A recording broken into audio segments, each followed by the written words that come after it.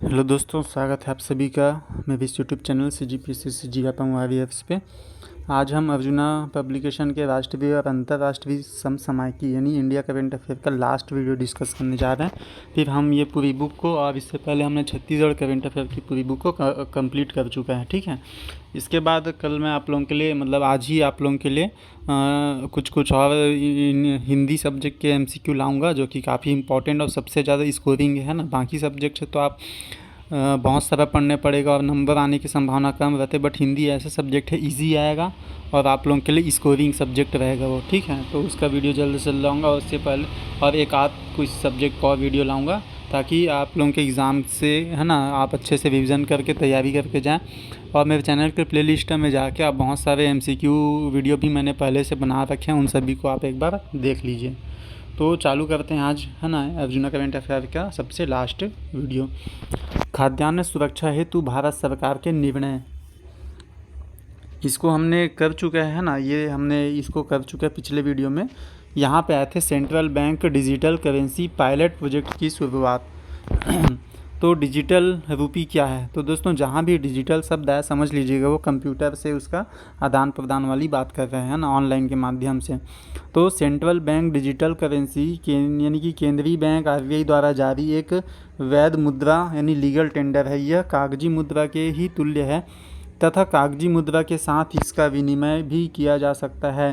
कागजी मुद्रा की तरह ही इसका इस्तेमाल विनिमय के लिए किया जा सकेगा। यह देश में कॉन्टैक्टलेस ट्रांजैक्शन को बढ़ावा देगा, यानी कॉन्टैक्टलेस यानी बिना कॉन्टैक्ट के डिजिटल मुद्रा। इसकी शुरुआत 1 नवंबर 2022 को हुई, ठीक है दोस्तों। ये इंपॉर्टेंट हो सकता है कि भारत में कॉन्टैक्टलेस ट्रांजैक्शन यानी डिजिटल रूपी की शुरुआत कब हुई? 1 नवंबर 2012। फिर है इसका उद्भव 2022-23 के केंद्रीय बजट में की गई घोषणा के अनुरूप ही डिजिटल रूपी की यह शुरुआत की गई। प्रारंभ में यह केवल सरकारी प्रतिभूतियों के थोक लेन देन के लिए डिजिटल रुपये के इस्तेमाल की इजाज़त की गई है। सेगमेंट की स्थिति, रिटेल सेगमेंट के लिए डिजिटल रूपी का पहला पायलट प्रोजेक्ट 1 माह के भीतर लॉन्च किए जाने की संभावना है। होलसेल सेगमेंट पायलट प्रोजेक्ट में भागीदारी के लिए सार्वजनिक एवं निजी क्षेत्र के 9 बैंकों को फिलहाल चिन्हांकित किया गया है। दोस्तों, इसमें इंपॉर्टेंट क्या है, डिजिटल रूपी क्या है? सबसे पहला ऐसा आएगा कि MCQ फॉर्मेट में ही देगा। तो ये क्या है कि कॉन्टैक्टलेस ट्रांजैक्शन यानी कागजी मुद्रा नहीं बल्कि ऑनलाइन पेमेंट वाला रहेगा। दूसरा क्वेश्चन, इसकी शुरुआत कब हुई? 1 नवंबर 2022 को। तीसरा क्वेश्चन जो इससे बनेगा कि अभी फ़िलहाल इसको कहाँ पे उसके लिए किया गया? केवल सरकारी प्रतिभूतियों में ही, यानी केवल गवर्नमेंट के मामले में ही इसको अभी ऑन किया गया है, पब्लिकली इसको ऑन नहीं किया गया है ना। और उसके बाद ये सार्वजनिक एवं निजी क्षेत्र के 9 बैंकों को फ़िलहाल चिन्हित किया गया है। तो ये भी आपको क्वेश्चन बन सकता है ना। चाहे आप SI की तैयारी कर रहे हो, व्यापम PSC प्रीलिम्स CC की भी तैयारी कर रहे हो, आ सकते हैं वो वाला टॉपिक इंपॉर्टेंट जो मैंने MCQ बताया है ना। अब देखते हैं आगे। विदेश व्यापार में 2021-22 के दौरान भारत में विदेशी प्रत्यक्ष निवेश, दोस्तों इसको बोलते हैं FDI, है ना, फॉरेन विदेशी प्रत्यक्ष निवेश यानी फॉरेन डायरेक्ट इन्वेस्टमेंट, ठीक है। अब देखते हैं क्या है ये। भारत तेज़ी से विश्व में एक पसंदीदा निवेश गंतव्य देश के रूप में उभर रहा है। भारत में विश्व निवेशकों को आकर्षित करने हेतु भारत की विदेशी प्रत्यक्ष निवेश नीति FDI को विगत 8 वर्षों से अधिक उदार व सरल बनाया गया है, जिससे एकल ब्रांड, खुदरा व्यापार, नागरिक उड्डयन, रक्षा बीमा, दूरसंचार, कोयला खनन, डिजिटल मीडिया के क्षेत्रों में पर्याप्त सुधार आया है। 2021-22 विनिर्माण क्षेत्र में FDI इक्विटी में 76% वृद्धि हुई है। ये इंपॉर्टेंट डाटा है दोस्तों, याद रखिएगा। 76% की वृद्धि हुई है किस चीज़ में? विनिर्माण के क्षेत्र में, FDI में, ठीक है, क्योंकि पूछ देता है कभी कभी ऐसी ही। फिर 2021-22 के दौरान 25% हिस्सेदारी के साथ कंप्यूटर, सॉफ्टवेयर व हार्डवेयर FDI का शीर्षक प्राप्त करता क्षेत्र है। यानी क्या बोल रही है, कंप्यूटर, सॉफ्टवेयर और हार्डवेयर FDI में सबसे ज़्यादा मिला हुआ है, इसको बोल रहे हैं 25% मिला हुआ है। देखिए ऊपर में 76% की वृद्धि हुई है, पूछे ना, मतलब बढ़ोतरी हुई है, पर 76% मिला है, नहीं है वो। और उसके बाद नीचे देखिए, कोविड महामारी के बाद FDI प्रवाह में 23% की वृद्धि हुई है। तो दोस्तों, ये तीनों क्वेश्चन याद रखिए, तीनों क्वेश्चन आपके डायरेक्ट बनेंगे, ठीक है। क्या FDI इक्विटी किसमें? विनिर्माण क्षेत्र में कितने की वृद्धि हुई? 76%। और सबसे पहला जो टॉप लेवल पे कौन है, कंप्यूटर सॉफ्टवेयर और हार्डवेयर है, शीर्ष प्राप्त करता है क्या 25% इसको मिलता है और मिला है। और उसके बाद एफडीआई प्रवाह में 23% की वृद्धि हुई है। ठीक है, ये दोस्तों एफडीआई क्या होता है, विदेशी प्रत्यक्ष निवेश, फॉरेन डोमेस्टिक इन्वेस्टमेंट है ना, ये कि विदेशी कंपनियां भारत में कितना इन्वेस्ट करने के लिए आते हैं, है ना, ये सब चीज़ें हैं। उसके बाद भारत में सर्वाधिक एफडीआई अंतर्प्रवाह वाले देश, याद रखिए बहुत इंपॉर्टेंट है इस, मतलब हर साल इसको क्वेश्चन को पूछा जाता है। तो पहले नंबर पे सिंगापुर था और अभी भी है। ठीक है, कितना है सिंगापुर का, 27% वो भारत में इन्वेस्ट करते हैं, है ना। और दूसरे नंबर पे है अमेरिका 17%, 17.94%। और तीसरे में है मॉरिशस, ये भी याद रखें। अब सर्वाधिक एफडीआई प्राप्त करता राज्य, मतलब विदेशी कंपनियां किस राज्य में आके अपना बोल सकते हैं अपना प्रोडक्ट या कंपनियां स्थापित करती है। तो पहले नंबर पे है कर्नाटक। अब दोस्तों बता दूं कर्नाटक क्यों, अच्छा आगे देख लेते हैं। दूसरे में है महाराष्ट्र और तीसरे में है दिल्ली। ठीक है, अब देखते हैं ये सब क्यों। ऊपर देखिए हमने पढ़ा ना, सबसे ज़्यादा एफडीआई प्रतिशत किसका है, 25% हिस्सेदारी के साथ कंप्यूटर सॉफ्टवेयर व हार्डवेयर एफडीआई का शीर्ष प्राप्त करता क्षेत्र है। मतलब कंप्यूटर और हार्डवेयर के क्षेत्र में सबसे ज़्यादा इन्वेस्ट किया जाता है विदेशी कंपनियों से। अब ध्यान दीजिए कंप्यूटर और हार्डवेयर में क्या बनता है, चिप्स रहते हैं, सिलिकॉन चिप्स होते हैं, आईसी चिप होते हैं ना, मोबाइल में बहुत सारे गैजेट। तो गैजेट वगैरह सबसे ज़्यादा सिंगापुर से आते हैं, तो सिंगापुर ही सबसे ज़्यादा इन्वेस्ट करता है। उसके बाद अमेरिका से बन के आते हैं, तो अमेरिका इन्वेस्ट करते हैं। अब भारत में सबसे ज़्यादा टेक्नोलॉजी का हब कहाँ है, बेंगलुरु में, है ना। बेंगलुरु को क्या बोलते हैं, सिलिकॉन वैली। तो जो विदेशी कंपनियां हैं कहाँ पे आएंगी, बेंगलुरु। बेंगलुरु कहाँ है, कर्नाटक में। तो कर्नाटक पहले नंबर पे है किसमें, सर्वाधिक एफडीआई प्राप्त करता राज्य में। उसके बाद मुंबई कहाँ, महाराष्ट्र में। उसके बाद फिर दिल्ली राजधानी में। तो है ना, आई होप कि अब आप लोगों को समझ आ गया होगा, आप लोग इसको कभी नहीं भूलेंगे। ठीक है, परसेंटेज उतना याद रखने की ज़रूरत नहीं है, बट पढ़ लीजिएगा, कभी कभी क्या होता है पूछ सकते हैं। बाकी पहला दूसरा तीसरा राज्य को याद रखिएगा। अब ये क्या है कि अंकटाड, है ना, अंकटाड विश्व निवेश रिपोर्ट, अंकटाड के विश्व निवेश रिपोर्ट के हिसाब से विश्व स्तर पर सर्वाधिक एफडीआई अंतर्प्रवाह वाले देश और 2021 में एफडीआई अंतर्प्रवाह के आधार पर, तो सर्वाधिक एफडीआई अंतर्प्रवाह वाले देश अमेरिका है, दूसरा है चीन, और भारत का क्रम कौन सा है, 7वें नंबर पे है। ये पढ़ लीजिएगा और क्वेश्चन को ध्यान दीजिएगा। क्वेश्चन आया भी तो बस ऐसे ही आएगा कि अंकटाड विश्व निवेश रिपोर्ट 2022 के आधार पर विश्व स्तर पर सर्वाधिक एफडीआई अंतर्प्रवाह वाले देश कौन से हैं, बस इतना ही आएगा। पहला अमेरिका, दूसरा चीन और भारत 7वां। उसके बाद भारत का विदेशी मुद्रा भंडार में तेज़ी से गिरावट देखने के मिला है ना। दोस्तों देखिए काफ़ी चिंताजनक बात है कि देश के विदेशी मुद्रा भंडार में पिछले कुछ महीनों में गिरावट का सिलसिला बना हुआ है। देखिए 14 महीने पहले की बात करें, अगर 3 सितंबर 2021 की बात करें तो आरबीआई के पास आरक्षित भंडार 642.45 अरब डॉलर था और 21 अक्टूबर 2022 के आधार पे एक 524.52 अरब डॉलर है। ठीक है दोस्तों, अब इसी बीच आरक्षित विदेश मुद्रा कोष में 115 अरब डॉलर की गिरावट आई है, जो जुलाई 2020 के बाद इसका न्यूनतम स्तर था। ठीक है दोस्तों, तो ये बहुत इंपॉर्टेंट डाटा है। सबसे पहले इसको भी याद रखिएगा। ये क्या चीज़ पूछ रहे हैं हम लोग, पढ़ रहे हैं हम लोग, भारत में विदेशी मुद्रा भंडार कितना है, मतलब हमारे पास विदेशी पैसा कितना है, ये है। तो 3 सितंबर 2021, देखिए क्वेश्चन 3 तरीके से आएगा कि 3 सितंबर 2021 में कितना था, तो 642.45 अरब डॉलर था।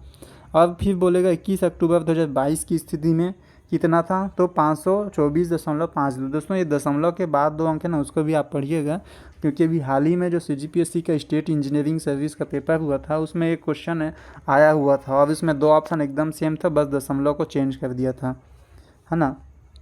और तीसरा क्वेश्चन इसमें ये बनेगा कि कितने अरब डॉलर की गिरावट देखने को मिली, तो दोनों को घटा देंगे तो आ जाएगा 115.6 अरब डॉलर। ठीक है, आईएमपी क्वेश्चन था वो, आपके एसआई वगैरह में भी आ सकते हैं, सीजीपीएससी सीजीआरपी सब में। अब देखिए ये 21 अक्टूबर 2022 21 थी, 22 अक्टूबर 2021 की स्थिति और एक वर्ष में वृद्धि की दर बता रहा है। तो हमको ज़्यादा कुछ नहीं याद रखना, इसमें केवल अभी को ही याद रखना है।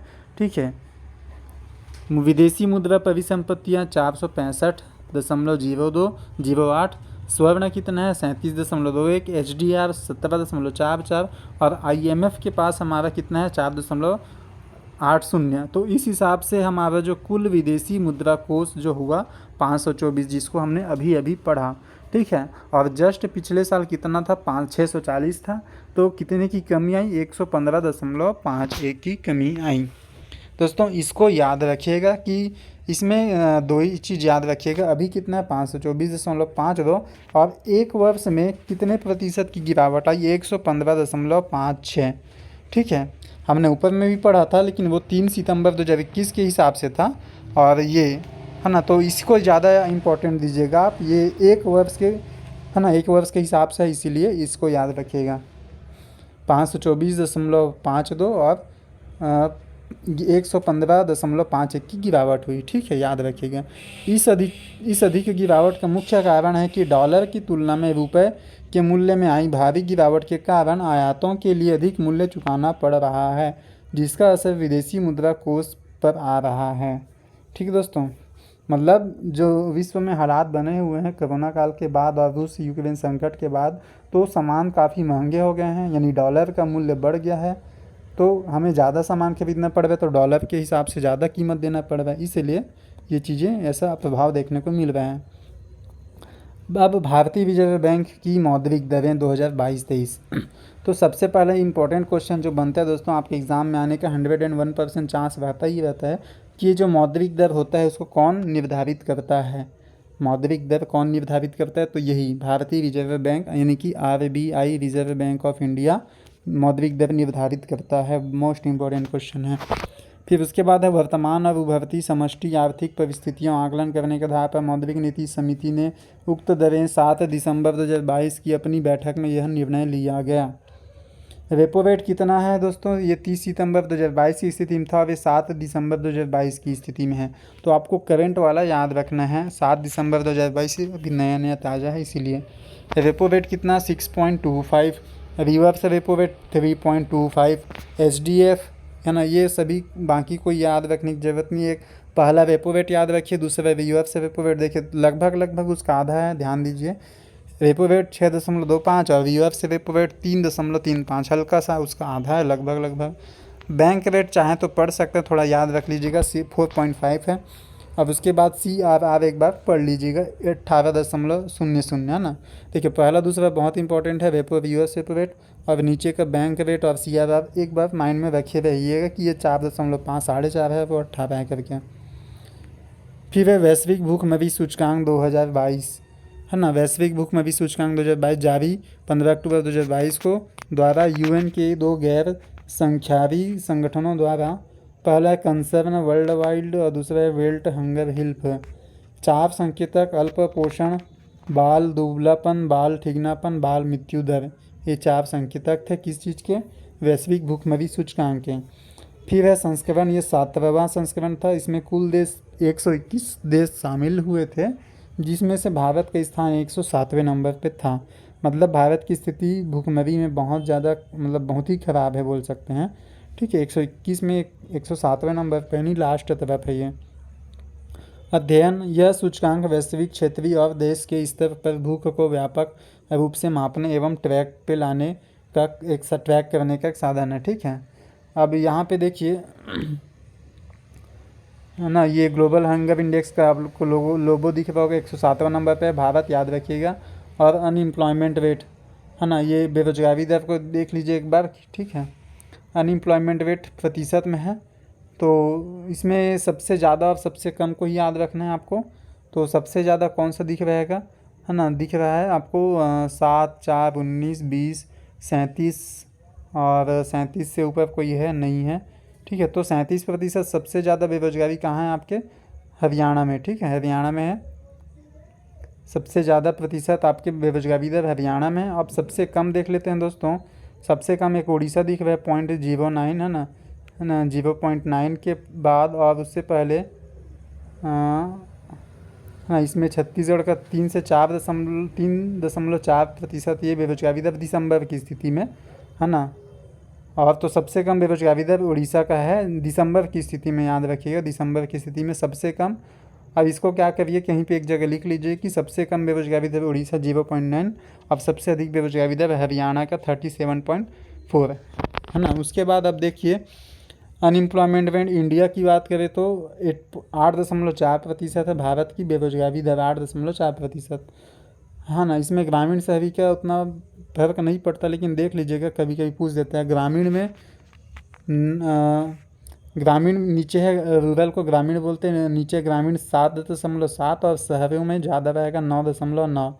ध्यान दीजिए, ज़्यादा कठिन नहीं है डाटा याद करना।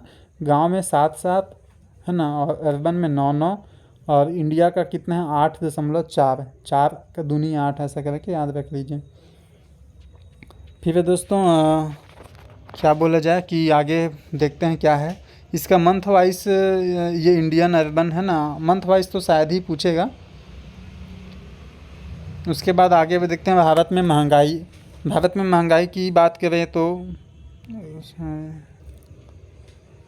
भारत अखिल भारतीय थोक मूल्य सूचकांक अगस्त 2022, 14 अक्टूबर 2022 को उद्योग एवं वाणिज्य मंत्रालय द्वारा जारी विज्ञप्ति में अखिल भारतीय थोक मूल्य सूचकांक WPI पर आधारित मुद्रास्फीति की वार्षिक दर अगस्त 2022 में दर 12.41% के मुकाबले सितंबर 2022 के लिए 10.7% तक कम हो गई है। ठीक है, याद रखिएगा इस चीज़ को। क्या चीज़ है ये? महंगाई दर की बात कर रहे हैं। उसके बाद ये थोक मूल्य सूचकांक है, थोक मूल्य सूचकांक पर आधारित मुद्रास्फीति की वार्षिक दर। अब ध्यान दीजिए इसमें क्या आगे है, मुद्रास्फीति की वार्षिक दर तुलनात्मक अध्ययन। तो उतना ज़्यादा इसमें एकदम से घुसने की ज़रूरत नहीं है, ये बहुत ही कम पूछा जाता है। अगर आप CGPSC डीप लेवल से करें तो एक बार इसमें देख सकते हैं। फिर 8 साल में 46% बढ़ी महंगाई दर, 80C के तहत टैक्स छूट में नहीं हुई बढ़ोतरी। ठीक है, ये इतना इम्पोर्टेंट नहीं है, बस ये याद रख लीजिए कि 8 साल में 46% बढ़ाया करके। फिर आर्थिक सर्वेक्षण 2021 और 22 दोस्तों, है ना, जल्दी से इसको कवर करते हैं फिर हो जाएगा अपना। यह भारत सरकार के वित्त मंत्रालय का वार्षिक दस्तावेज है। संसद में मुख्य बजट प्रस्तुत करने से पूर्व यह वित्त मंत्री द्वारा प्रस्तुत होता है। भारत ने महामारी से निपटने के लिए एक कैलिब्रेटेड राजकोषीय नीति व दृष्टिगत अपनाया है, जिसमें स्थिति के अनुरूप समाज के कमज़ोर वर्गों को ऊपर उठाने की बात कही गई थी। भारत सरकार को कोरोना से बेहाल अर्थव्यवस्था को पटरी पर लाने के लिए त्वरित या चुस्त दृष्टिकोण नीति को अपनाया है। प्रस्तुतिकरण 1 फरवरी 2022, मुख्य विषय त्वरित दृष्टिकोण। अब ध्यान दीजिए दोस्तों, इसमें इंपॉर्टेंट क्या क्या है। सबसे पहले आर्थिक सर्वेक्षण है ना, भारत सरकार हो चाहे छत्तीसगढ़ सरकार हो, आर्थिक सर्वेक्षण कौन लाता है? वित्त मंत्रालय का, है ना, वित्त मंत्रालय। और वित्त मंत्रालय में आने से पहले यह वित्त मंत्री द्वारा प्रस्तुत किया जाता है। ठीक है, ध्यान दीजिएगा, वित्त मंत्रालय लाता है और वित्त मंत्रालय से पहले मतलब संसद में मुख्य बजट प्रस्तुत करने से पूर्व यह वित्त मंत्री द्वारा प्रस्तुत करता है। मतलब बनाता कौन है? वित्त मंत्रालय, और संसद में प्रस्तुत कौन करता है? वित्त मंत्री के द्वारा आता है। ठीक है, अब उसके बाद देखिए इसका जो प्रस्तुतिकरण था, यानी इसका जो संसद में आता है वो डेट इंपॉर्टेंट है, 1 फरवरी 2022। और इस वर्ष इसका थीम क्या था? त्वरित दृष्टिकोण। अब उससे भी ज़्यादा इंपॉर्टेंट है दोस्तों ये विकास दर। वास्तविक विकास दर 2022-23 में 8 से 8.5% है, और वास्तविक विकास दर अभी चल रहा है 9.2%। ठीक है, ये दोनों याद रखें। 22-23 पूछेगा तो 8 से 8.5, 8 से 8.5, और वास्तविक विकास दर 9.2। अर्थव्यवस्था की स्थिति है ना, वर्ष 2021-22 में भारतीय अर्थव्यवस्था में अनुमानतः 9.2% की वृद्धि अनुमान किया गया है। उसके बाद आगे देखते हैं राष्ट्रीय आय में आर्थिक क्षेत्र का योगदान व वृद्धि दर। आर्थिक क्षेत्र का योगदान। आर्थिक समीक्षा के अनुसार कोविड-19 महामारी का अधिक प्रभाव उद्योग एवं सेवाओं के क्षेत्र में पड़ा था।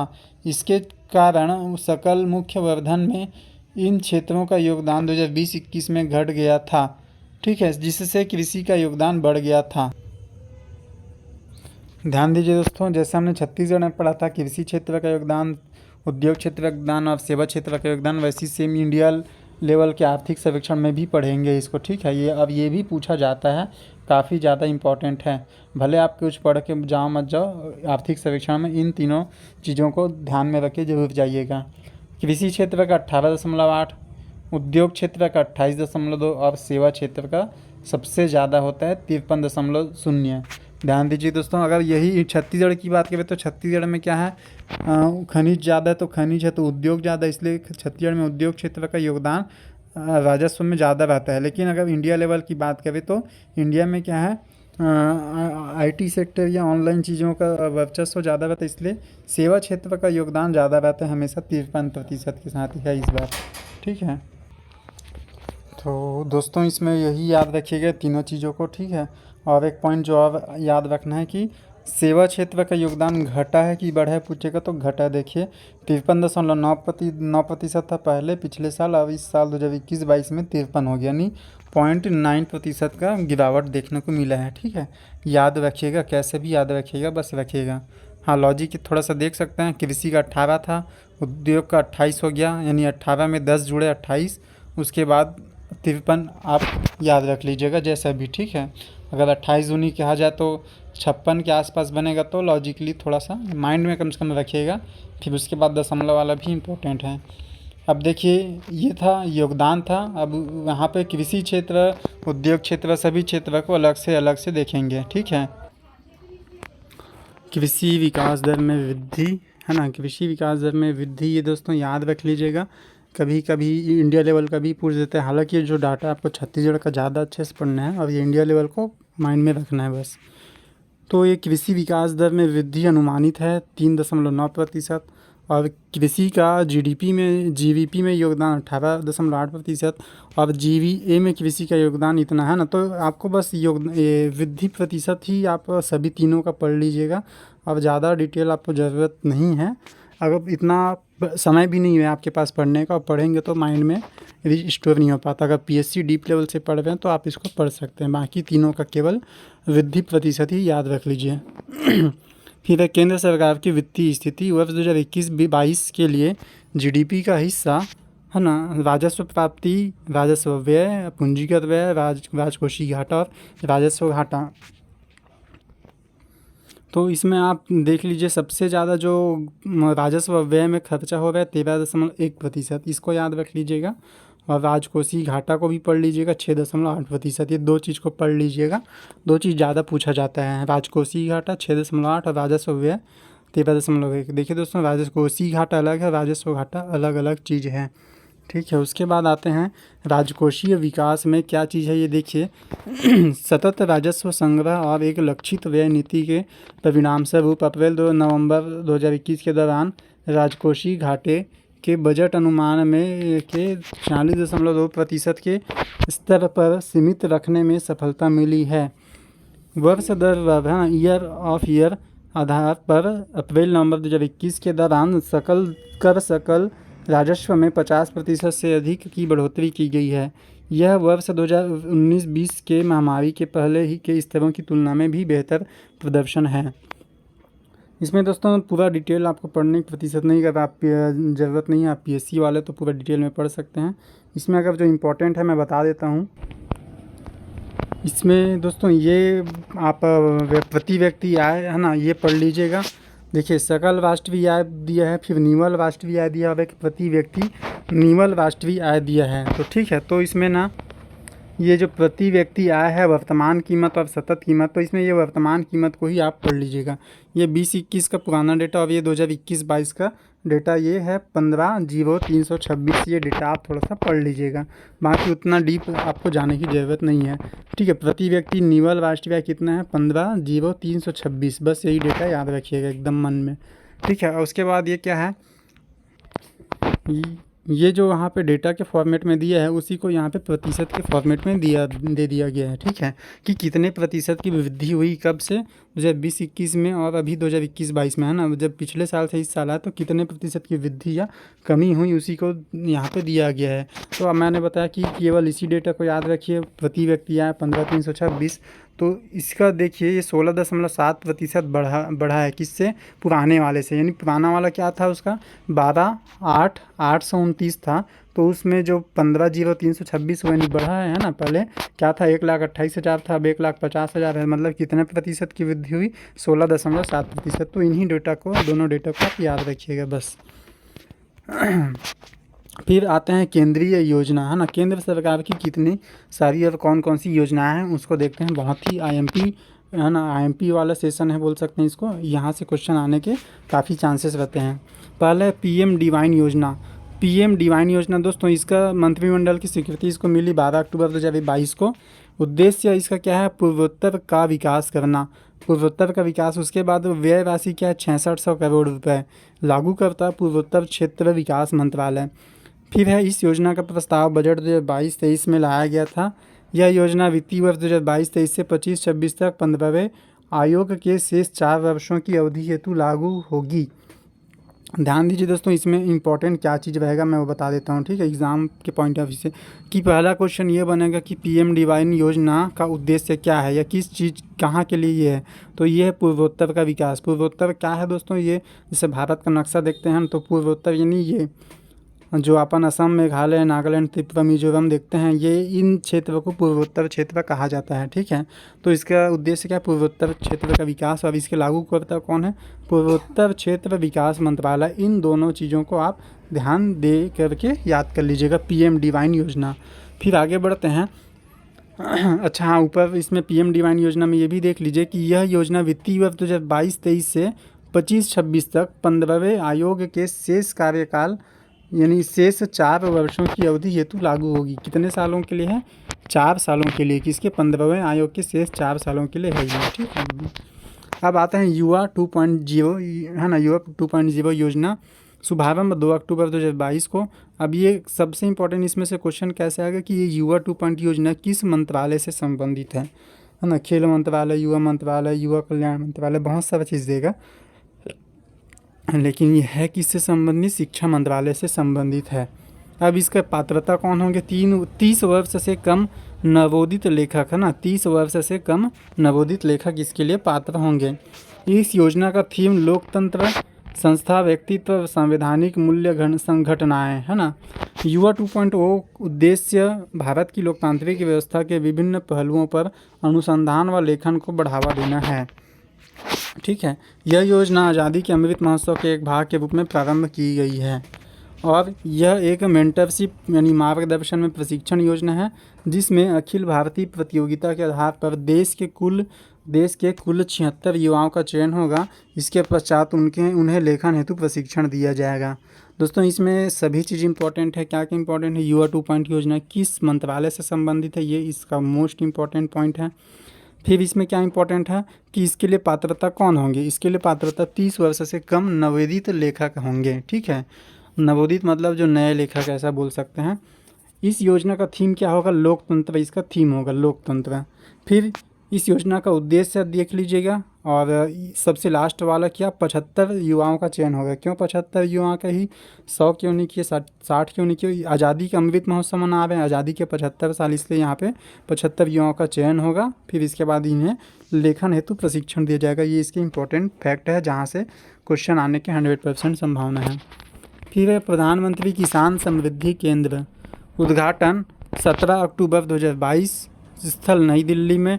और प्रारंभ केंद्रों की संख्या कितनी है? 600 है, ठीक है। प्रधानमंत्री किसान समृद्धि केंद्र, इसका जो उद्घाटन स्थल कहाँ? नई दिल्ली में। और प्रारंभ केंद्र 600। इस दोनों को पॉइंट को बहुत अच्छे से याद रखिए।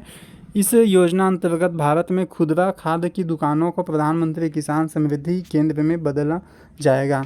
इसको भारत में जो खुदरा खाद्य की दुकानें हैं उनको प्रधानमंत्री किसान समृद्धि केंद्र में बदला जाएगा। इन केंद्रों की कृषि आवश्यकता की वस्तु में जैसे बीज, उर्वरक, उपकरण, मिट्टी, बीज उपकरण के परीक्षण की सुविधा उपलब्ध होगी।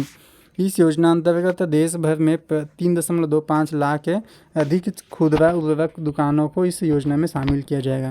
तो दोस्तों, इसमें उद्घाटन स्थल याद रखिए नई दिल्ली। प्रारंभ में कितने केंद्र हैं वो याद रख ले, 600। और यहाँ पे क्या काम किया जाएगा वो भी याद रखिएगा कि बीज उर्वरक ये सब, है ना, काम किया जाएगा बेचने का। और देश भर में कितने दुकान खोले जाएंगे? 3.25 लाख से अधिक खुदरा उर्वरक दुकानों को इस योजना में शामिल किया जाएगा। हालांकि अभी प्रारंभ में 600 केंद्र ही खोले गए हैं। फिर है वो था प्रधानमंत्री किसान समृद्धि केंद्र, जहाँ खाद की बिक्री होगी। उसके बाद है स्वदेश दर्शन योजना। स्वदेश दर्शन योजना दोस्तों ये शुभारंभ इसका कब से हुआ? 2014-15 से। ये इम्पोर्टेंट है, इसका शुभारंभ 2014-15 से। मंत्रालय केंद्रीय पर्यटन मंत्रालय है ना, पर्यटन वाली चीज़ है, पर्यटन मंत्रालय। पर्यटन सर्किट की इसमें कुल 15 सर्किट बनाए गए हैं। यह केंद्र शासन द्वारा प्रारंभ की गई थी है ना, तो उस पर आधारित पर्यटन योजना है। मार्च 2022 तक शासन द्वारा इस योजना में शामिल 15 पर्यटन सर्किट की 76 परियोजनाओं को स्वीकृति दी गई है। कितने? 76 परियोजनाओं को स्वीकृति दी गई है, ये याद रखिएगा, ठीक है। मंत्रालय केंद्रीय है ना, इसमें केवल जितना मैंने टिक लगाया वही इंपॉर्टेंट है, और इसका सबसे ज़्यादा इंपॉर्टेंट है सन 2014-15 से स्टार्ट हुआ, इसको जो है पूछा जाता है। स्वदेश दर्शन योजना 2.0। स्वदेश दर्शन योजना 2.0 जनवरी 2023 में केंद्रीय पर्यटन मंत्रालय द्वारा इस नवीनतम पर्यटन परियोजना को प्रारंभ किया गया है। इसका उद्देश्य पर्यटक केंद्रित दृष्टिकोण को ध्यान में रखते हुए स्थायी व उत्तरदायी पर्यटन स्थलों को विकसित करना है। इस नई रणनीति के अंतर्गत नालंदा पर्यटन स्थल को सर्वप्रथम चुना गया है। ध्यान दीजिएगा दोस्तों, इस स्वदेश दर्शन योजना 2.0 है ना, ये उसका सेकेंड पार्ट चालू किया जाएगा। इसमें नालंदा पर्यटन स्थल को सर्वप्रथम चुना गया है, ये पूछ सकता है एग्जाम में। उसके बाद क्या है? अम्बेडकर सर्किट। यह स्वदेश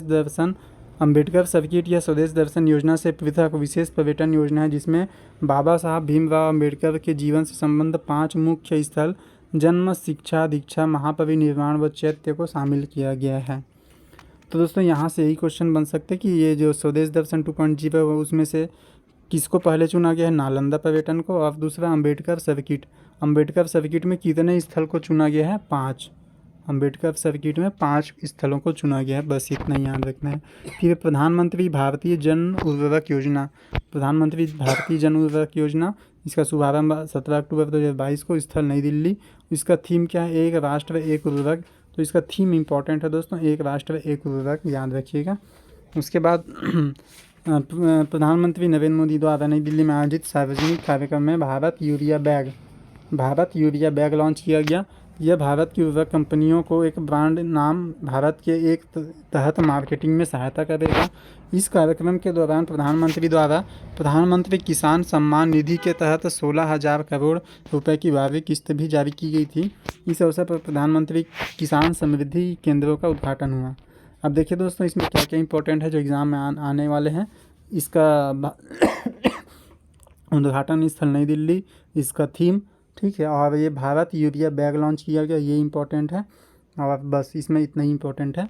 उसके बाद है स्वामित्व योजना, है ना। स्वामित्व योजना ये कब आया? 24 अप्रैल 2021 को। नोडल मंत्रालय, ये नोडल मंत्रालय याद रखिएगा, केंद्रीय पंचायती राज मंत्रालय इसका नोडल मंत्रालय है। ये मोस्ट इंपॉर्टेंट है क्योंकि ये नाम से बिल्कुल समझ नहीं आएगा कि ये स्वामित्व योजना है ना, और केंद्रीय पंचायती राज मंत्रालय। अब 24 अप्रैल देखिए दोस्तों, 24 अप्रैल 2021 को, 24 अप्रैल क्या होता है, कौन सा दिवस होता है? ये पंचायती राज दिवस होता है। इसलिए क्योंकि पंचायती राज उस 24 अप्रैल 1993 को लागू हुई थी, ठीक है। तो इसमें प्रावधान क्या है? 2021 से 2025 के मध्य 6.62 लाख ग्राम कवर किए जाएंगे। मतलब 2021 से 25 तक 5 साल में 6.62 लाख गांव को इसके अंडर में कवर किया जाएगा। अब ये स्वामित्व योजना का उद्देश्य क्या है? ग्रामीण भारत हेतु एकीकृत संपत्ति सत्यापन का समाधान प्रदान करना। ग्रामीण क्षेत्र में भूमि सीमांकन हेतु ड्रोन सर्वेक्षण तकनीक का उपयोग, ठीक है। ग्रामीण क्षेत्र में भूमि की सीमांकन हेतु ड्रोन सर्वेक्षण तकनीक का उपयोग। और उसके बाद ग्रामीण क्षेत्र की भूमि क्षेत्र में व्यक्तियों के अधिकार के तहत संपत्ति कार्ड जारी करना। दोस्तों इसके जो तीनों पॉइंट है ना, तीनों पॉइंट इंपॉर्टेंट है। स्वामित्व योजना के तहत क्या मतलब इसके उद्देश्य क्या है, ऐसा करके दे सकते हैं, तो ध्यान रखिएगा।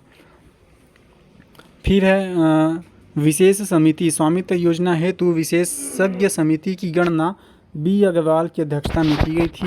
रिपोर्ट का प्रकाशन 3 नवंबर 2022 को, प्रकाशन स्थल भोपाल। रिपोर्ट का प्रकाशन ग्रामीण साक्षरता पर आयोजित राष्ट्रीय सम्मेलन में किया गया है।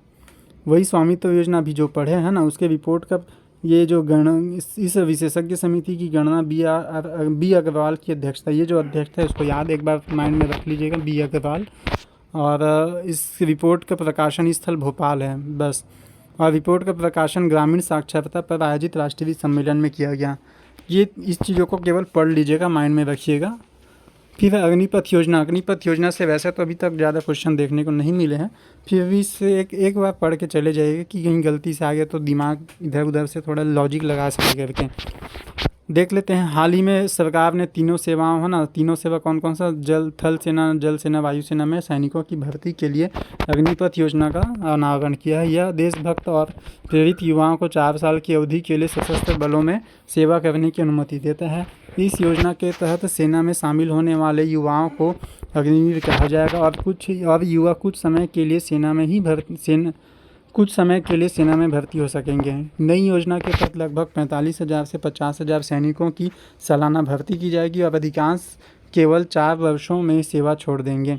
हालांकि 4 साल के बाद बैच के केवल 25% को ही 15 साल की अवधि के लिए उनकी संबंधित सेवा में वापस भर्ती किया जाएगा। मतलब जितने लोग आएंगे उसके केवल 25% को ही आगे 15 साल के लिए परमानेंट किया जाएगा, बाकी सबको रिटायरमेंट दे दिया जाएगा। इस 4 साल वाले है ना अग्निवीर योजना का उद्देश्य क्या है? देशभक्त और प्रेरित युवाओं को जोश और जज्बे के साथ सशस्त्र बलों में शामिल होने का अवसर प्रदान करना है। इससे भारतीय सशस्त्र बलों की औसत आयु प्रोफाइल में लगभग 4 से 5 वर्ष की कमी आने की उम्मीद है। इस योजना में यह परिकल्पना की गई है कि सशस्त्र बलों में वर्तमान में औसत आयु 32 वर्ष है, जो 6 से 7 साल घटकर 26 वर्ष हो जाएगी। उसके बाद अग्निपथ योजना के चयन, मापदंड और नामांकन, एक नज़र इसको भी माप लेते हैं। हाँ, इसका ही दोस्तों इसको पूछा जाता है, उम्र जो 17.5 से 21 साल तक था है ना, मेरे ख्याल से ये 21 साल को बढ़ा दिया गया है, ऐसा लग रहा है मुझे 23 साल कर दिया गया। आप लोग एक बार देख के कमेंट में बताइएगा, क्योंकि इस 21 साल को बढ़ा के 23 साल किया गया ऐसा मुझे लग रहा है। ठीक है, फिर सेवा अवधि, प्रशिक्षण अवधि समेत 4 साल, मतलब ट्रेनिंग पीरियड को भी गिना जाएगा उस 4 साल में। ठीक है, फिर पारदर्शी केंद्रीकृत और स्वचालित चयन प्रक्रिया, संबंधित सेवा अधिनियम एवं विनियमन के तहत अग्निवीरों का नामांकन, अखिल भारतीय सभी वर्ग नामांकन और अग्निवीरों का केंद्रीकृत डाटा और रिकॉर्ड। तो दोस्तों इसमें अग्निपथ या फिर बोलो अग्निवीर योजना, इसमें इसका ये इम्पोर्टेंट यही है कि ये कितने साल का रहेगा, 4 साल का रहेगा। ठीक है, और कितने प्रतिशत लोगों को आगे परमानेंट किया जाएगा, केवल 25% को परमानेंट किया जाएगा। और सबसे मेन जो इसका रहेगा, इसका उम्र की सीमा को पूछा गया है किसी की कहीं जगह में, तो आप ये 17.5 से 21 साल है उसको देख लीजिएगा। मुझे ये 21 साल में थोड़ा डाउट है, ये 23 साल है करके आप देख के कमेंट करके बताइए, क्योंकि एग्ज़ाम में पूछ सकते हैं। ठीक है, अब क्या है, इन्होंने हो सकता है पुराना डेटा को इन्होंने कॉपी पेस्ट करते समय ध्यान नहीं दे पाए। फिर हर घर जल योजना हर घर जल योजना का शुभारंभ दोस्तों, ये इसका डेट है MP 15 अगस्त 2019। इसका उद्देश्य क्या है? देश के प्रत्येक ग्रामीण घर में पीने योग्य नल के पानी की आपूर्ति करना। हर घर जल से प्रमाणित, भारत का पहला राज्य ये बहुत इंपॉर्टेंट है दोस्तों, ये तीनों इंपॉर्टेंट है। भारत का पहला राज्य गोवा है, भारत का पहला केंद्र शासित प्रदेश दादर नागर हवेली व दमन और दीव है। क्या चीज़? भारत के हर घर जल से प्रमाणित केंद्र शासित प्रदेश। अब सबसे जो इम्पोर्टेंट है, ऊपर में हमने इसको पढ़ा भी था एक जगह, बुरहानपुर है ना, हर घर जल से प्रमाणित जिला बुरहानपुर, बहुत इंपॉर्टेंट है, तीनों पॉइंट टिक कर लीजिएगा आप। उसके बाद है दीर्घकालीन स्वच्छ पेयजल आपूर्ति में सफल, केंद्रीय जल शक्ति मंत्रालय द्वारा इस योजना अंतर्गत ग्राम और शहरी क्षेत्रों में दीर्घकालिक लक्ष्य हासिल करने वाले राज्यों की स्थिति स्पष्ट की है। ठीक है, फिर है प्रधानमंत्री आवास योजना शहरी का विकास विस्तार, दिसंबर 2024 तक कर दिया गया है। प्रधानमंत्री आवास योजना शहरी का शुभारंभ 25 जून 2015 को किया गया था। दोस्तों इसका डेट इंपॉर्टेंट है, 25 जून 2015। शहरी क्षेत्रों में सभी पात्र व्यक्तियों को 12 पक्के मकान उपलब्ध कराने के लिए 2015 में शुरू की गई प्रधानमंत्री आवास योजना शहरी का विस्तार दिसंबर 2024 तक के लिए कर दिया गया है। इसका लक्ष्य या प्रावधान क्या है? जून 2015 में शुरू की गई इस योजना के तहत सभी पात्र शहरी क्षेत्रों में ज़रूरतमंद पात्रों को 31 मार्च 2022 तक पक्के आवास उपलब्ध कराने का लक्ष्य रखा गया था। मतलब है ना, देखिए जो 25 जून 2015 से कब तक रखा गया था लक्ष्य? 31 मार्च 2022 तक, इसको पूछा जाता है। ठीक है, फिर हालांकि कोरोना के कारण इसको बढ़ा दिया गया है, वो नीचे में हम पढ़ेंगे। इस योजना के तहत कुल स्वीकृत 122.69 लाख मकान में से 62 लाख आवासों का निर्माण पूरा हो चुका है। स्वीकृत आवासों में से 40 लाख आवासों के प्रस्ताव राज्यों और केंद्र शासित प्रदेशों को देर से, है ना, यानी अंतिम योजना के अंतिम 2 वर्षों के दौरान प्राप्त हुए थे, जिन्हें पूरा करने के लिए भी 2 वर्ष की आवश्यकता है। अतः राज्यों व केंद्र शासित प्रदेशों के अनुरोध पर इस योजना के कार्यान्वयन की अवधि को 2 वर्ष बढ़ाकर इसे 31 दिसंबर 2024 करने का निर्णय लिया गया है। बहुत इंपॉर्टेंट है दोस्तों, इसके डेट याद रख लीजिएगा। इसके डेट में यही कि 25 जून 2015 को उद्घाटन किया गया। फिर इसका टारगेट कब तक था, 31 मार्च 2022, लेकिन कोरोना कारण से, और ये नीचे में देख रहे हैं आप कि इस योजना को 2 साल देर से डाटा प्राप्त हुआ था, इस कारण से इसको 2 साल और बढ़ा दिया गया। कब तक, 31 दिसंबर 2024 तक। ये डेट ही इम्पोर्टेंट है उसमें, ठीक है। और भी बहुत सारी चीज़ें, लेकिन वो एडीओ अगर तैयारी करते हैं एडीओ की एग्ज़ाम, तो उस हिसाब से इम्पोर्टेंट रहता, बट यहाँ पे वो उतना डिटेल जाने की ज़रूरत नहीं है। फिर है उल्लेखनीय है कि ग्रामीण क्षेत्रों में सभी को आवास उपलब्ध कराने के लिए शुरू की गई प्रधानमंत्री आवास योजना की अवधि को दिसंबर 2021 में ही 2024 के लिए बढ़ा दिया गया था। मतलब दोनों की अवधि अब 2024 तक का कर दिया गया है, ठीक है दोस्तों। भारत में 5G सेवा लॉन्च कब हुई, इसकी तिथि है 1 अक्टूबर 2022। किसके द्वारा किया गया, प्रधानमंत्री श्री नरेंद्र मोदी, और स्थान प्रगति मैदान नई दिल्ली। दोस्तों ये तीनों इंपॉर्टेंट पॉइंट बन सकते हैं, एकदम हाल ही के लेटेस्ट है, और 5G है इसलिए इंपॉर्टेंट है तीनों। और सबसे इम्पोर्टेंट, 5G सेवा वाला देश का पहला एयरपोर्ट कौन सा होगा, देश की राजधानी दिल्ली एयरपोर्ट होगा, ठीक है, क्योंकि और उद्घाटन भी वहीं से हुआ, दिल्ली से हुआ, इसलिए वही होगा। उसके बाद आते हैं PM श्री योजना। PM श्री योजना देखिए दोस्तों क्या है। PM श्री में SHRI में इसका फुल फॉर्म क्या है, इस PM schools for rising India. SH यानी स्कूल, R से राइजिंग, I से India, PM schools for rising India. क्यों दोस्तों, क्योंकि इसलिए इंपॉर्टेंट है, नाम याद करना। PM श्री नाम से समझ नहीं आ रहा कि स्कूल के लिए कि क्या के लिए, तो आप कम से कम इतना याद रख लीजिएगा, SH से स्कूल याद रखिएगा, स्कूल फॉर राइजिंग इंडिया। अब आते हैं पूरा नाम क्या है, PM school for rising India. घोषणा की तिथि 5 सितंबर 2022। 5 सितंबर देखिए दोस्तों, ध्यान दीजिए, ये क्या है, शिक्षक दिवस का दिन होता है, तो PM श्री योजना शिक्षा से रिलेटेड है, तो शिक्षक दिवस के दिन इसका लॉन्च हुआ था। घोषणा कब था, प्रधानमंत्री श्री नरेंद्र मोदी जी।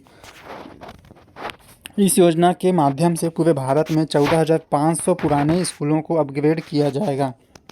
दोस्तों ये डाटा बहुत इंपॉर्टेंट है, याद रखिएगा, 14,500 स्कूलों को अपग्रेड किया जाएगा। अपग्रेड किए गए स्कूलों में शिक्षा प्रदान करने का एक आधुनिक, परिवर्तनकारी और समग्र से तरीका लाया जाएगा। इसमें नवीनतम तकनीक, स्मार्ट क्लास, खेल और आधुनिक अवसंरचना का विशेष ध्यान दिया जाएगा। केंद्रीय मंत्रिमंडल ने 5 वर्षों में 14,500 स्कूलों के अन्वयन के लिए योजना हेतु 27,360 करोड़ की मंजूरी दी है। इस योजना के अंतर्गत मॉडल स्कूल बनाए जाएंगे जो राष्ट्रीय शिक्षा नीति NEP के सिद्धांतों पर आधारित होंगे। अब ध्यान दीजिए दोस्तों, इसमें ये 5 वर्षों में 14,500 स्कूल के लिए कितना रुपये, 27,360 करोड़ रुपये का मंजूरी दिया गया है। तो इसमें ये रुपए भी थोड़े इंपॉर्टेंट लग रहे हैं मुझे, आप एक बात कम से कम माइंड में रखिएगा, 27,360 करोड़ रुपये 14,500 स्कूल के लिए। अब प्रधानमंत्री जन धन योजना के 8 वर्ष पूरे हुए हैं। दोस्तों ये इंपॉर्टेंट हो सकते हैं, क्योंकि इस टाइप से चीज़ों को पूछ लेता है एग्जामिनर, ठीक है। क्या चीज़ के 8 साल पूरे हुए हैं, है ना, प्रधानमंत्री जन धन योजना के भी हाल ही में 8 वर्ष पूरे हुए हैं। मूलभूत बैंकिंग सेवाओं तक सभी की पहुंच सुनिश्चित कराने के लिए केंद्र सरकार द्वारा 28 अगस्त 2014 से शुरू की गई PMJDY के 8 वर्ष अगस्त 2022 में पूरे हुए हैं। इस योजना के तहत खोले गए बैंक खातों की संख्या 47.48 करोड़ का आंकड़ा 28 दिसंबर 2022 तक ही पार कर चुकी थी। इसमें कुल जमा राशि 1.74 लाख करोड़ थी। दोस्तों ये डाटा थोड़ा नहीं बल्कि बहुत ज़्यादा इंपॉर्टेंट है। कैसे इंपॉर्टेंट है, 28 दिसंबर 2022 तक, है ना, जनधन योजना के तहत खोले गए बैंक खातों की संख्या क्या है, कितनी है, 47.84 करोड़ बैंक खाते खुल चुके हैं। कब तक, 28 दिसंबर 2022 तक। देखिए दोस्तों थोड़ा ट्रिक से याद कर लीजिए, 4 7 47 के बाद क्या आता है, 48। तो इस 48 को हम अगर दशमलव के बाद हमने उल्टा लिख दिया, कोई दिक्कत नहीं, तो 4 7 8 4, ठीक है। ये इतने क्या हुए हैं, खाते खुले हैं। देखिए ये 4 7 8 4 है ना, 47 आगे से और पीछे से 48, 47 48 बैंक खाते खुले गए हैं। और इसमें कितने रुपए जमा किए गए अभी तक की हो चुके हैं? 1.74 लाख करोड़ रुपए जमा हुए हैं।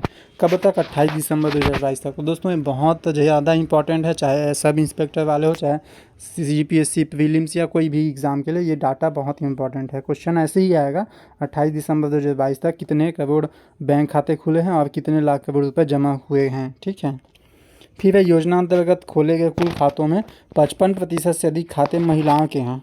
55% से अधिक खाते महिलाओं के, तो ये भी डेटा दोस्तों बहुत इंपॉर्टेंट है। महिलाओं के खाते कितने प्रतिशत तक है करके एग्ज़ाम में ऐसा क्वेश्चन आ सकता है। तो कितना है? 55% से अधिक। अब अगस्त 2022 की स्थिति में इन खातों में औसत जमा राशि 3761 रुपये थी, है ना। अगस्त 2022 की स्थिति में इन खातों में औसत जमा राशि 3761 रुपये थी। ओवरड्राफ्ट के लिए अधिकतम आयु सीमा को 60 वर्ष से बढ़ाकर 65 वर्ष कर दिया गया है। ये भी डाटा इंपॉर्टेंट है, 65 वर्ष कर दिया गया है। इस योजना का फोकस एक परिवार एक बैंक खाते से हटाकर प्रति वयस्क एक खाता किया गया है।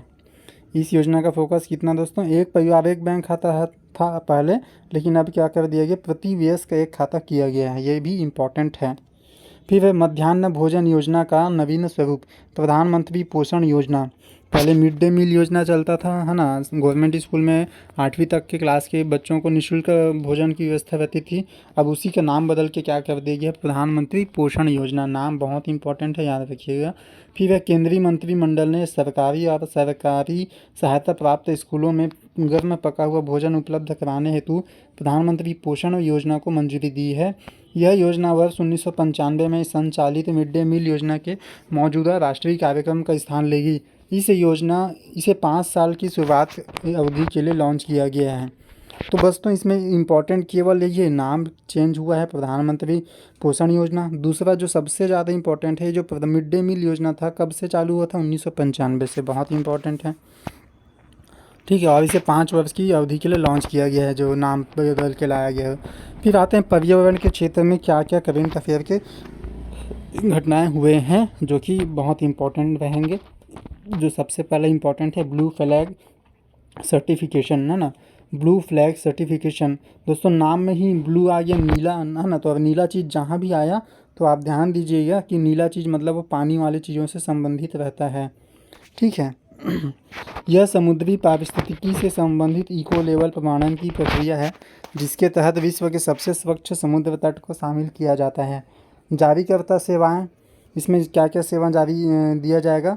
यह प्रमाण पत्र डेनमार्क स्थित स्वयं सेवी संस्था FEE जारी करता है, जिसमें सहयोगकर्ता एक UNEP IUCN है और UNWTO है।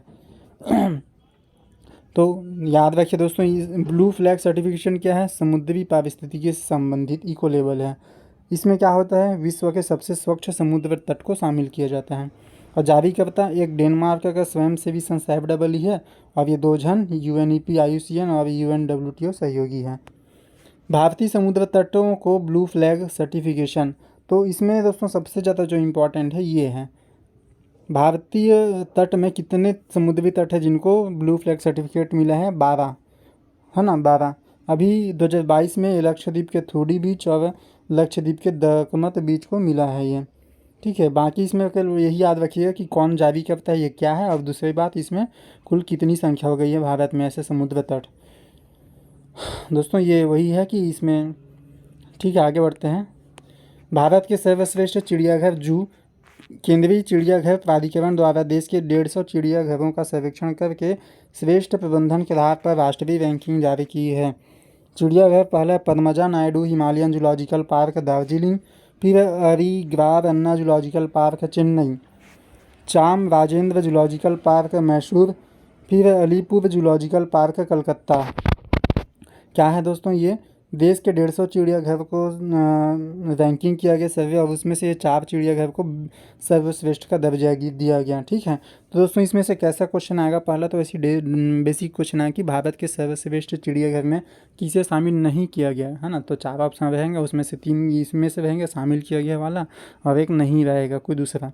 और उससे भी ज़्यादा इंपॉर्टेंट क्या रहेगा दोस्तों मालूम? क्वेश्चन की कैसा रहेगा कि ये अलीपुर जूलॉजिकल पार्क कहाँ है। अब ध्यान दीजिए, अलीपुर सोच के कोई उत्तर प्रदेश लगाएगा, कोई कुछ बिहार कुछ, लेकिन ये है कहाँ पे? कलकत्ता, पश्चिम बंगाल में। देखिए, अब ये पूछेगा चाम राजेंद्र जूलॉजिकल पार्क है, राजेंद्र जूलॉजिकल पार्क, राजेंद्र नाम सुन के कोई भी नॉर्थ इंडिया ही लगाएगा, लेकिन यह है मैसूर, कर्नाटक, साउथ इंडिया में। फिर अग्रियार अन्ना जूलॉजिकल पार्क, अन्ना चेन्नई में है। और पद्मजा नायडू, जो कि बहुत बार पूछा भी जा चुका है एग्जाम में, दार्जिलिंग, पश्चिम बंगाल में है। दोस्तों बहुत इंपॉर्टेंट क्वेश्चन है कि ये जो पार्क है, जूलॉजिकल पार्क है, कहाँ है, ऐसा करके ये सब आएंगे ही आएंगे आपके एग्ज़ाम में, ठीक है, याद रखिएगा। अलीपुर जूलॉजिकल पार्क, कलकत्ता ज़्यादा इंपॉर्टेंट लग रहा है मुझे। फिर है living planet report 2022। Living planet report जारी करता कौन है? World wide fund for nature, WWF of zoological society of London. फिर यह रिपोर्ट का प्रकाशन 5 अक्टूबर 2022 को हुआ। पर्यावरण का आकलन 1970 से 2018 के मध्य जीव जंतुओं, है ना, स्तनधारी उभयचर की संख्या में 69% की कमी आई है। कब से? 1970 से 2018 के मध्य। अब वैश्विक गिरावट दोस्तों, इस रिपोर्ट के अनुसार विगत 48 वर्षों में जीव जंतुओं की संख्या में गिरावट महाद्वीपीय स्तर पर अलग अलग स्तर दर्ज की गई है। तो आप इसमें याद रख लीजिएगा कि सबसे ज़्यादा गिरावट किस क्षेत्र में आया है? तो यह लैटिन या कैरेबियाई क्षेत्र में आया है। फिर दोस्तों संयुक्त राष्ट्र महासभा UNGA, है ना, स्वस्थ पर्यावरण को मानवाधिकार, ह्यूमन राइट के रूप में मान्यता दिया गया है। मतलब स्वस्थ पर्यावरण आपका एक मौलिक अधिकार टाइप से, मतलब ह्यूमन राइट है, बोल सकते हैं, मानवाधिकार है, आपका अधिकार है कि आपके आसपास का पर्यावरण स्वस्थ हो, स्वच्छ हो। स्वस्थ पर्यावरण का प्रस्ताव 28 जुलाई 2022 में आया, सभा में पारित हुआ। कहाँ? संयुक्त राष्ट्र की सभा में। इसके पक्ष में मतदान किए गए 161 देश। और संकल्प में शामिल हुए स्वस्थ, स्वच्छ, टिकाऊ पर्यावरण। भारत ने संयुक्त राष्ट्र महासभा में प्रस्तुत इस संकल्प के प्रस्ताव के पक्ष में मतदान किया है। रामसर स्थल आर्द्रभूमि, रामसर स्थल आर्द्रभूमि अगस्त 2022 में आज़ादी के 75वें महोत्सव के समानांतर भारत की 11 आर्द्रभूमि को रामसर संरक्षण स्थलों की शामिल करके इसकी कुल संख्या में वृद्धि की गई। तो दोस्तों कितने हो गए अभी के? अगस्त 2022 की स्थिति में रामसर स्थल 75 हो चुके हैं। भारत में भी 2022 में आज़ादी के 75वें महोत्सव मनाया गया, तो उसमें हर चीज़ को लगभग 75 के टारगेट लेके ही चला जा रहा है। इसलिए रामसर स्थल में कितने शामिल किए लिए आर्द्रभूमि? 75 ठो। तो भारत में इस हिसाब से कुल रामसर साइट के कुल क्षेत्रफल कितने हुए? 13,26,670 लाख हेक्टेयर। अब देखिए दोस्तों, याद कर लेने का थोड़ा ट्रिक। 13 एकम 13 और 13 दूनी 26 होता है। 13 एकम 13, 13 दूनी 26, है ना। उसके बाद 677 लाख हेक्टेयर याद रख सकते हैं। 13 दूनी 26 और उसके बाद 677। फिर है नवीनतम सूचीबद्ध आर्द्रभूमि 2022, है ना। तो इसमें से ज़्यादा तो नहीं पूछ सकते, बट इसको आप पढ़ सकते हैं एक बार ऐसी, है ना, कि ये कांजीरकुलम पक्षी अभ्यारण्य कहाँ है, वडुवुर पक्षी अभ्यारण्य कहाँ है, चित्रागुड़ी पक्षी अभ्यारण्य सब कहाँ है करके। फिर उसके बाद महत्वपूर्ण तथ्य में क्या है कि महत्वपूर्ण तथ्य 2022 में कुल 19 स्थलों को रामसर साइट में जोड़ा गया। ये सबसे इम्पोर्टेंट है दोस्तों कि वर्ष 2022 में कितने स्थलों को रामसर साइट में जोड़ा गया? 19 स्थलों को, है ना। उसके बाद जो MP क्वेश्चन है वो है ये कि सबसे ज़्यादा रामसर साइट वाले राज्यों में पहले नंबर पे कौन है? तमिलनाडु में 14। उसके बाद दूसरे नंबर पे उत्तर प्रदेश 10 रामसर साइट है वहाँ पे। दोस्तों रामसर साइट मतलब कि आर्द्रभूमि होता है। आर्द्रभूमि मतलब वह दलदल वाला भूमि या जहाँ पे बहुत ज़्यादा जैव विविधता पाया जाता है, मतलब विभिन्न प्रकार के पेड़ पौधे और विभिन्न प्रकार के जीव जंतु जो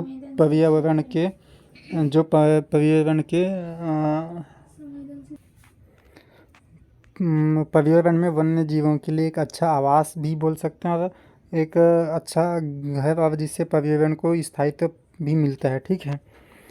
फिर चीता लौट आया भारत, है ना।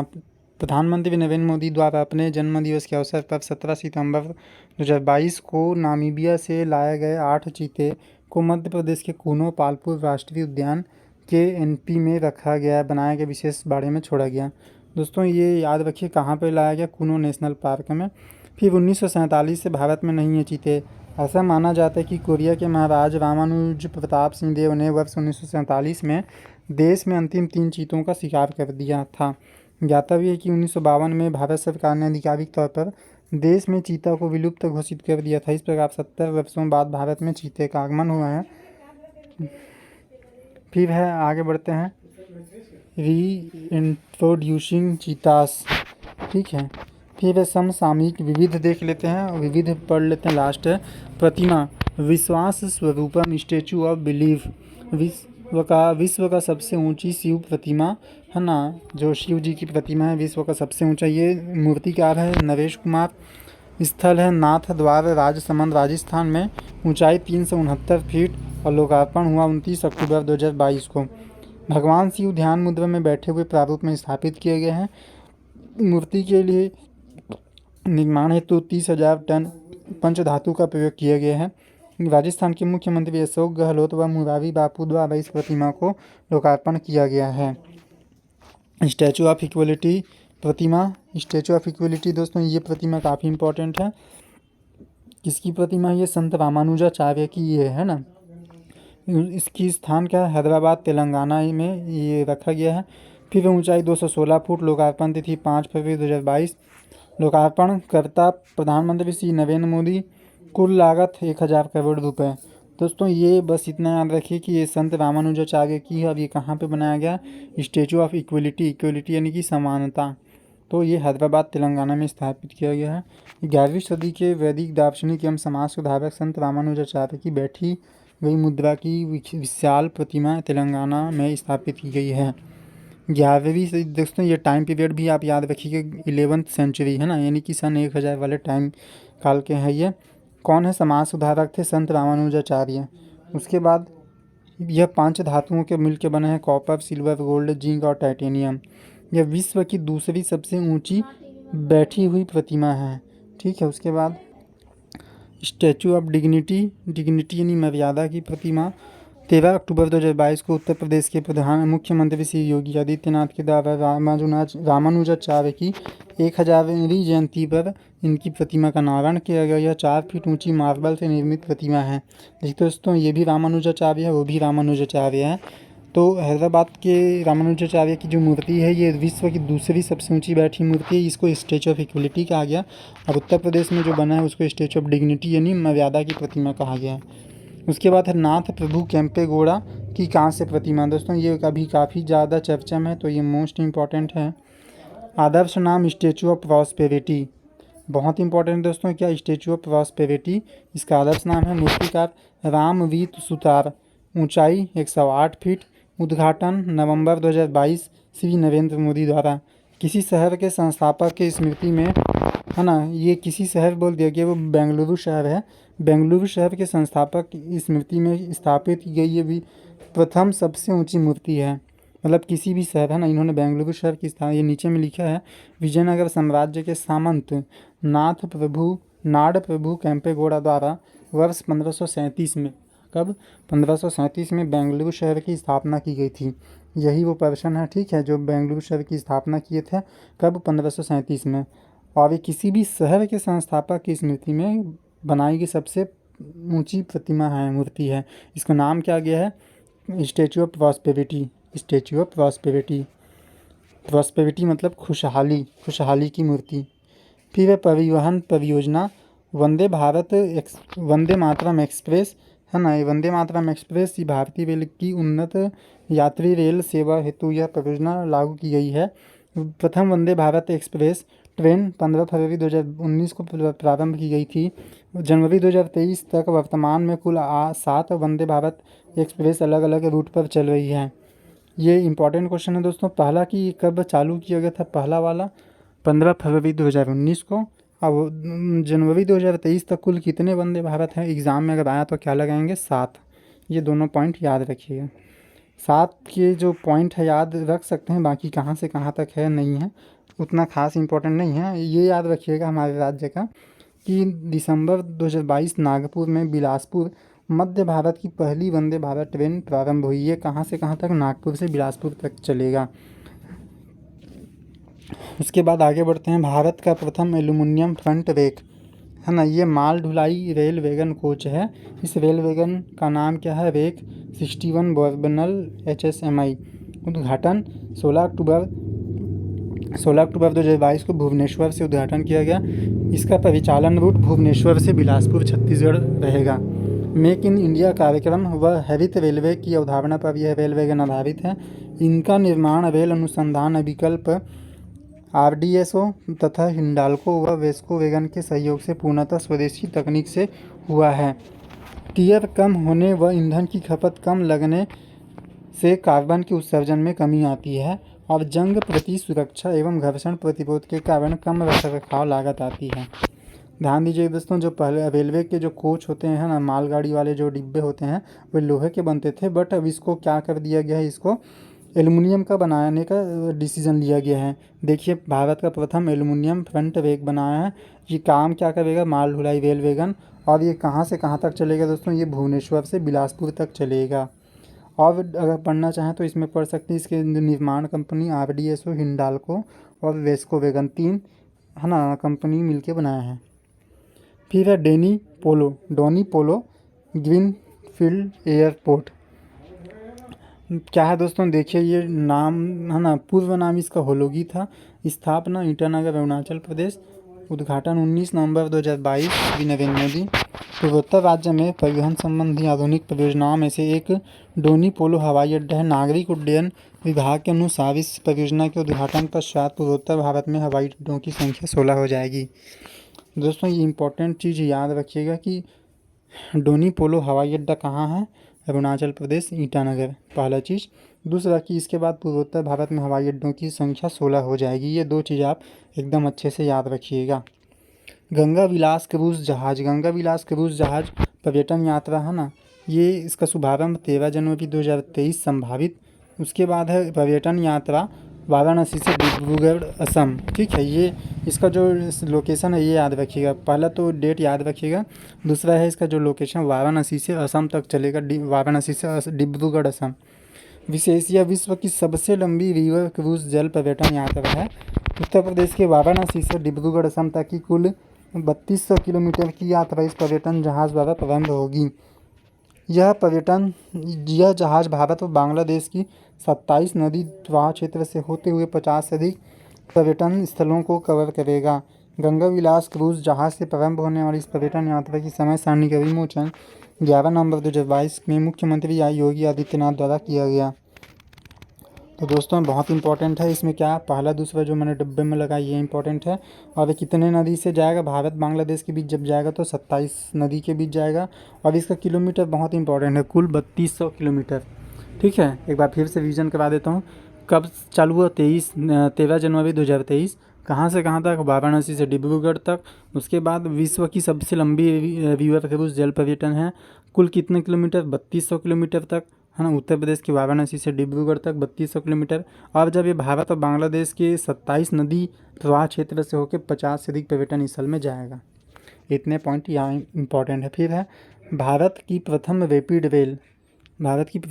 रेल अगस्त 2022 में भारत की महत्वाकांक्षी रैपिड रेल परियोजना का रणनीतिक ट्रायल किया गया। यह प्रायोगिक परिचालन गाजियाबाद के उत्तर प्रदेश के दुहाई डिपो में किया गया। संभवतः यह परियोजना का प्रथम चरण वर्ष 2023 से प्रारंभ होगा। तो दोस्तों, ये याद रखिएगा, भारत के प्रथम रैपिड रेल कहाँ से परिचालन होगा, ये गाजियाबाद उत्तर प्रदेश के दुहाई डिपो से। इसका परिचालन फिर दिल्ली से मेरठ तक होगा। कुल लंबाई 82.5 किलोमीटर। कॉरिडोर राष्ट्रीय राजधानी क्षेत्र परिवहन निगम। महत्वपूर्ण तथ्य देख लेते हैं कि इस कॉरिडोर में संचालित रैपिड रेल की अधिकतम गति 180 किलोमीटर प्रति घंटा होगी। ट्रेनों के रखरखाव हेतु मेरठ व दुहाई में रेल डिपों का निर्माण होगा। दिल्ली गाजियाबाद मेरठ के तहत बनाए गए रैपिड रेल स्टेशन को हवाई अड्डों, अंतर्राज्यीय बस टर्मिनल व मेट्रो स्टेशन से जोड़ा जाएगा। जब इस कॉरिडोर को दिल्ली मेट्रो की समस्त 7 लाइन से जोड़ दिया जाएगा तो दिल्ली मेट्रो व रैपिड रेल की राजधानी क्षेत्र में मास ट्रांजिट सिस्टम की लंबाई लंदन क्रॉस रेल हांगकांग व पेरिस से अधिक हो जाएगा। दोस्तों, इसमें अभी उतना ज़्यादा इंपॉर्टेंट नहीं है, बस यही पढ़ लीजिए कब कहाँ से उद्घाटन होगा और कहाँ से कहाँ तक ये चलेगा बस। फिर है आकाशा एयरलाइंस। भारत की नवीनतम निजी एयरलाइंस कंपनी आकाशा एयरलाइन बहुत इंपॉर्टेंट है। क्यों, इसके संस्थापक राकेश झुनझुनवाला है। हालांकि अभी नहीं है ये, इनका निधन हो गया है। और इसके मुख्य कार्यकारी अधिकारी CEO विनय दुबे हैं। जुलाई 2022 में निजी विमानन कंपनी आकाशा एयर को केंद्रीय नागरिक उड्डयन महानिदेशालय DGCA द्वारा भारत में हवाई सेवा की अनुमति प्रदान की गई है। बहुत इंपॉर्टेंट दोस्तों। उसके बाद है भारत की प्रथम वाटर टैक्सी। इसमें संचालन बस याद रखिए मुंबई से लेकर के नवी मुंबई के बीच, ठीक है। वाटर टैक्सी सेवा मुंबई से नवी मुंबई। इसमें विशेष क्या होगा, वाटर टैक्सी की सेवाएं दक्षिणी मुंबई में मझगांव स्थित डोमेस्टिक क्रूज मिसाइल DCT से शुरू होगी। इसके परिपथ में नेरुल बेलापुर एलिफेंटा द्वीप के जवाहरलाल नेहरू पोर्ट ट्रस्ट के समीप स्थित स्थल को जोड़ा जाएगा। बीना रिफाइनरी POL टर्मिनल। दोस्तों अगर आप PSC वाले हैं तो ये इंपॉर्टेंट टॉपिक हो सकता है। बीना रिफाइनरी POL टर्मिनल, इसका शुभारंभ 28 दिसंबर 2021। स्वरूप बहुउत्पाद पाइपलाइन परियोजना विस्तार बीना मध्य प्रदेश से पनकी कानपुर। ये दोस्तों ये बहुत इंपॉर्टेंट है। लागत 1524 करोड़, लंबाई 356 किलोमीटर। अब बीना रिफाइनरी से उत्पादों को सुरक्षित व कुशलतापूर्वक उत्तर प्रदेश व अन्य समीप राज्यों में उपलब्ध कराया जाएगा। अटल रोहतांग दर्रा, बहुत इंपॉर्टेंट दोस्तों। अटल रोहतांग दर्रा 9 फरवरी 2022 को आधिकारिक घोषणा के द्वारा भारत की अटल रोहतांग परियोजना को 10,000 फीट से अधिक ऊंचाई पर स्थित सबसे लंबी राजमार्ग सुरंग के रूप में मान्यता प्रदान किया गया है। World book of record Britain की आधिकारिक संस्था है जो विश्व के असाधारण रिकॉर्ड को सूचीबद्ध करते हैं। तो दोस्तों इसमें यही याद रखिए कि जो अटल रोहतांग दर्रा है ना, और स्थिति लाहौल स्पीति में ये इसका है ना स्थिति है किस चीज़ का, अटल रोहतांग दर्रा। तो इसमें सबसे इम्पोर्टेंट जो क्वेश्चन है यही क्वेश्चन है कि अटल रोहतांग दर्रा कहाँ स्थित है, लाहौल स्पीति हिमाचल प्रदेश में। और दोस्तों इनका जो नामकरण किया गया है ये पूर्व प्रधानमंत्री श्री अटल बिहारी वाजपेयी के नाम पे है। और इसकी लंबाई याद रख लीजिएगा 9.02 किलोमीटर है, ठीक है। और इसका विशेष क्या है, पीर पंजाल पर्वत श्रेणी से लगा हुआ है। तो इसमें लाहौल स्पीति हिमाचल प्रदेश में अटल रोहतांग दर्रा, और नाम अटल है तो वो किसके नाम पे रखा गया, अटल बिहारी वाजपेयी के नाम पे। इसकी लंबाई पूछ सकता है, याद रखिएगा 9.02 किलोमीटर, पीर पंजाल पर्वत श्रेणी से लगा हुआ है, ठीक है, ये याद रखिएगा। और यह सुरंग पीर पंजाल पर्वतमाला से संलग्न रोहतांग दर्रे को काट के बनाई गई है। ये इसका एकदम इम्पॉर्टेंट पॉइंट है रोहतांग दर्रा, ठीक है। यह मनाली हिमाचल प्रदेश से लेह लद्दाख के मध्य संपर्क स्थापित करेगा। ये भी बहुत इंपॉर्टेंट है, कहाँ से, मनाली से लेह लद्दाख के मध्य संपर्क स्थापित करेगा, बहुत इंपॉर्टेंट है, ठीक दोस्तों। ये जो मैं बीच बीच में बताते रहता हूँ हर टॉपिक से इंपॉर्टेंट क्वेश्चन, तो आपको है ना अलग से और कुछ क्वेश्चन पढ़ने की ज़रूरत ही नहीं पड़ेगा। आप इस एक बुक से हर टाइप के क्वेश्चन को कवर कर लेंगे, कंप्लीट कर लेंगे, ठीक है। तो जो मैं बताते जाऊंगा इंपॉर्टेंट, उसी को ध्यान देते चलिए, आपका टिक लगाते चलिए। अगर आपके पास बुक या PDF या प्रिंट आउट है, जो भी है टिक लगाते चलिए। फिर आपको केवल उन्हीं पॉइंट को एक बार रिविजन करना पड़ेगा, पूरे बुक को एकदम पकड़ के बैठना नहीं पड़ेगा, ठीक है। तो कम में भी आपकी अच्छी तैयारी हो जाएगी। आगे बढ़ते हैं। प्राकृतिक आपदाएँ। प्राकृतिक आपदाएँ निकोल, ये जो निकोल नाम का प्राकृतिक आपदा था ये कहाँ आया था, नवंबर 2022 में फ्लोरिडा USA में आया था, ठीक है। गति अधिक होने के कारण इसे श्रेणी J में रखा गया है ना, मतलब चक्रवात का भी अलग अलग श्रेणी रहते हैं। इस चक्रवात से फ्लोरिडा के पूर्वी तट पर भारी नुकसान हुआ है, ठीक दोस्तों। तो जो निकोल तूफान है वो नवंबर 2022 में कहाँ आया था, फ्लोरिडा में आया था। ये बस इतना याद रखिएगा। अब सीतरांग सीतरांग चक्रवाती तूफान। तो ये जो सीतरांग चक्रवाती तूफान है ये अक्टूबर 2022 बंगाल की खाड़ी में आया था। चक्रवाती तूफान सीतरांग ने पश्चिम बंगाल और बांग्लादेश के तटवर्ती क्षेत्रों में तबाही मचाई थी। दोस्तों ये जो सीतरांग चक्रवाती तूफान है, इस तूफान का नाम, ये जो सीतरांग है, इसका नामकरण किस देश ने किया था। ये क्वेश्चन कहीं पे मतलब किसी एग्ज़ाम में आया हुआ है, इसलिए मैंने यहाँ पे लिखा है, बताया है कि ये जो सीतरांग चक्रवाती तूफान, इसका नाम सीतरांग किस देश ने दिया था। तो इसका नाम अभी दिया था थाईलैंड ने, ठीक है दोस्तों, थाईलैंड ने दिया था। इसके पीछे भी बहुत सारा कहानी रहता है कि दोस्तों कि हर तूफ़ान का नाम कौन से देश देगा, कब देगा और किस प्रकार से देगा, इसका लंबा डिटेल रहता है।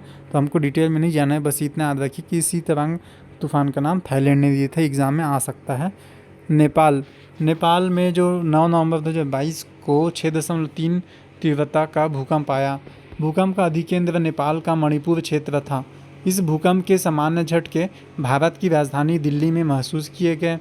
जावा द्वीप है ना, 21 नवंबर 2022 इंडोनेशिया के जावा द्वीप 5.6 तीव्रता का भूकंप आया, जिससे कि 2.268 लोगों की मृत्यु हो गई थी। भूकंप का अधिकेंद्र पश्चिम जावा द्वीप में स्थित सियानुजर में चिन्हांकित किए गए। दोस्तों इसमें यही क्वेश्चन आएगा कि ये जावा द्वीप कहाँ है, मतलब ऐसा लंबा चौड़ा क्वेश्चन आएगा कि अभी ये जावा द्वीप जहाँ 5.6 तीव्रता का भूकंप आया था, जिसमें 268 लोगों की मृत्यु थी, ये जो जावा द्वीप है कहाँ स्थित है, तो ये जावा द्वीप कहाँ है, इंडोनेशिया में स्थित है, यही याद रखिएगा। फिर है लंपी वायरस। लंपी वायरस दोस्तों ये क्या है, कोरोना वायरस टाइप का है, लेकिन ये इंसानों में नहीं बल्कि दुधारू पशु गाय भैंस बकरी में आया था। तो ये पॉक्स वायरस है, मतलब जैसे शरीर में होते हैं ना छोटी माता बड़ी माता, चिकन पॉक्स वैसी टाइप का गाय भैंसों में भी हो गया था। ये वायरस है, लंपी वायरस है। फिर भारत में प्रभावित राज्य, राजस्थान सर्वाधिक प्रभावित राज्य, फिर पंजाब, हरियाणा, उत्तर प्रदेश, हिमालय प्रदेश। ठीक है, इस वायरस से ग्रसित पशुओं के शरीर में बड़ी बड़ी गांठें बन जाती है, शरीर की त्वचा संक्रमित होकर धब्बे समान दिखाई देने लगते हैं। अधिक संक्रमण फैलने से बुखार आने की चुनौतियाँ बढ़ जाती है। फिर है दोस्तों मंकी पॉक्स वायरस। घोषणा की तिथि 7 जून 2021 को घोषणाकर्ता विश्व स्वास्थ्य संगठन WHO। सर्वाधिक प्रभावित देश था ब्रिटेन। विश्व स्वास्थ्य संगठन के द्वारा मंकी पॉक्स को लेकर यह चिंता जाहिर की है कि इसका वैश्विक विस्तार हो सकता है। यह एक ऐसा वायरस है जो कि आमतौर पर जंगली जानवरों में पाया जाता है। यह आर्थ्रोपॉक्स वायरस वंश का एक जूनोटिक डिजीज़ है जो मुख्य रूप से मध्य और पश्चिम अफ्रीका के उष्णकटिबंधीय वर्षा वन क्षेत्रों में होता है। ध्यान दीजिए दोस्तों, मंकी पॉक्स वायरस, इसमें बस ये याद रखिए सर्वाधिक प्रभावित देश ब्रिटेन था। ठीक है, और है ना, इसका नाम बाद में कुछ चेंज कर दिया गया था, मुझे एकदम एग्जैक्ट याद नहीं आ रहा है। इसका नाम शायद एम पॉक्स रख दिया गया था बाद में, है ना, एम पॉक्स, ये याद रखिएगा। और भारत में सबसे पहले मंकी पॉक्स वायरस कहाँ देखने को मिला था बोलेगा तो क्वेश्चन तो केरल आएगा, है ना, केरल आप लिख लीजिए, इसमें नहीं दिया है, मैं बता दूँ। भारत में मंकी पॉक्स अधिकतर जो वायरस आते हैं उसका पहला उद्घाटन केरल में ही देखने को मिलता है, पता नहीं क्यों, लेकिन अक्सर ऐसे ही देखा गया है। अन्य समसामयिक विविध शत्रुनाश। भारत में सर्वप्रथम थल व वायुसेना का संयुक्त सैन्य अभ्यास शत्रुनाश का आयोजन किया गया है। 21 नवंबर 2022 में बीकानेर में यह सैन्य अभ्यास संपन्न हुआ।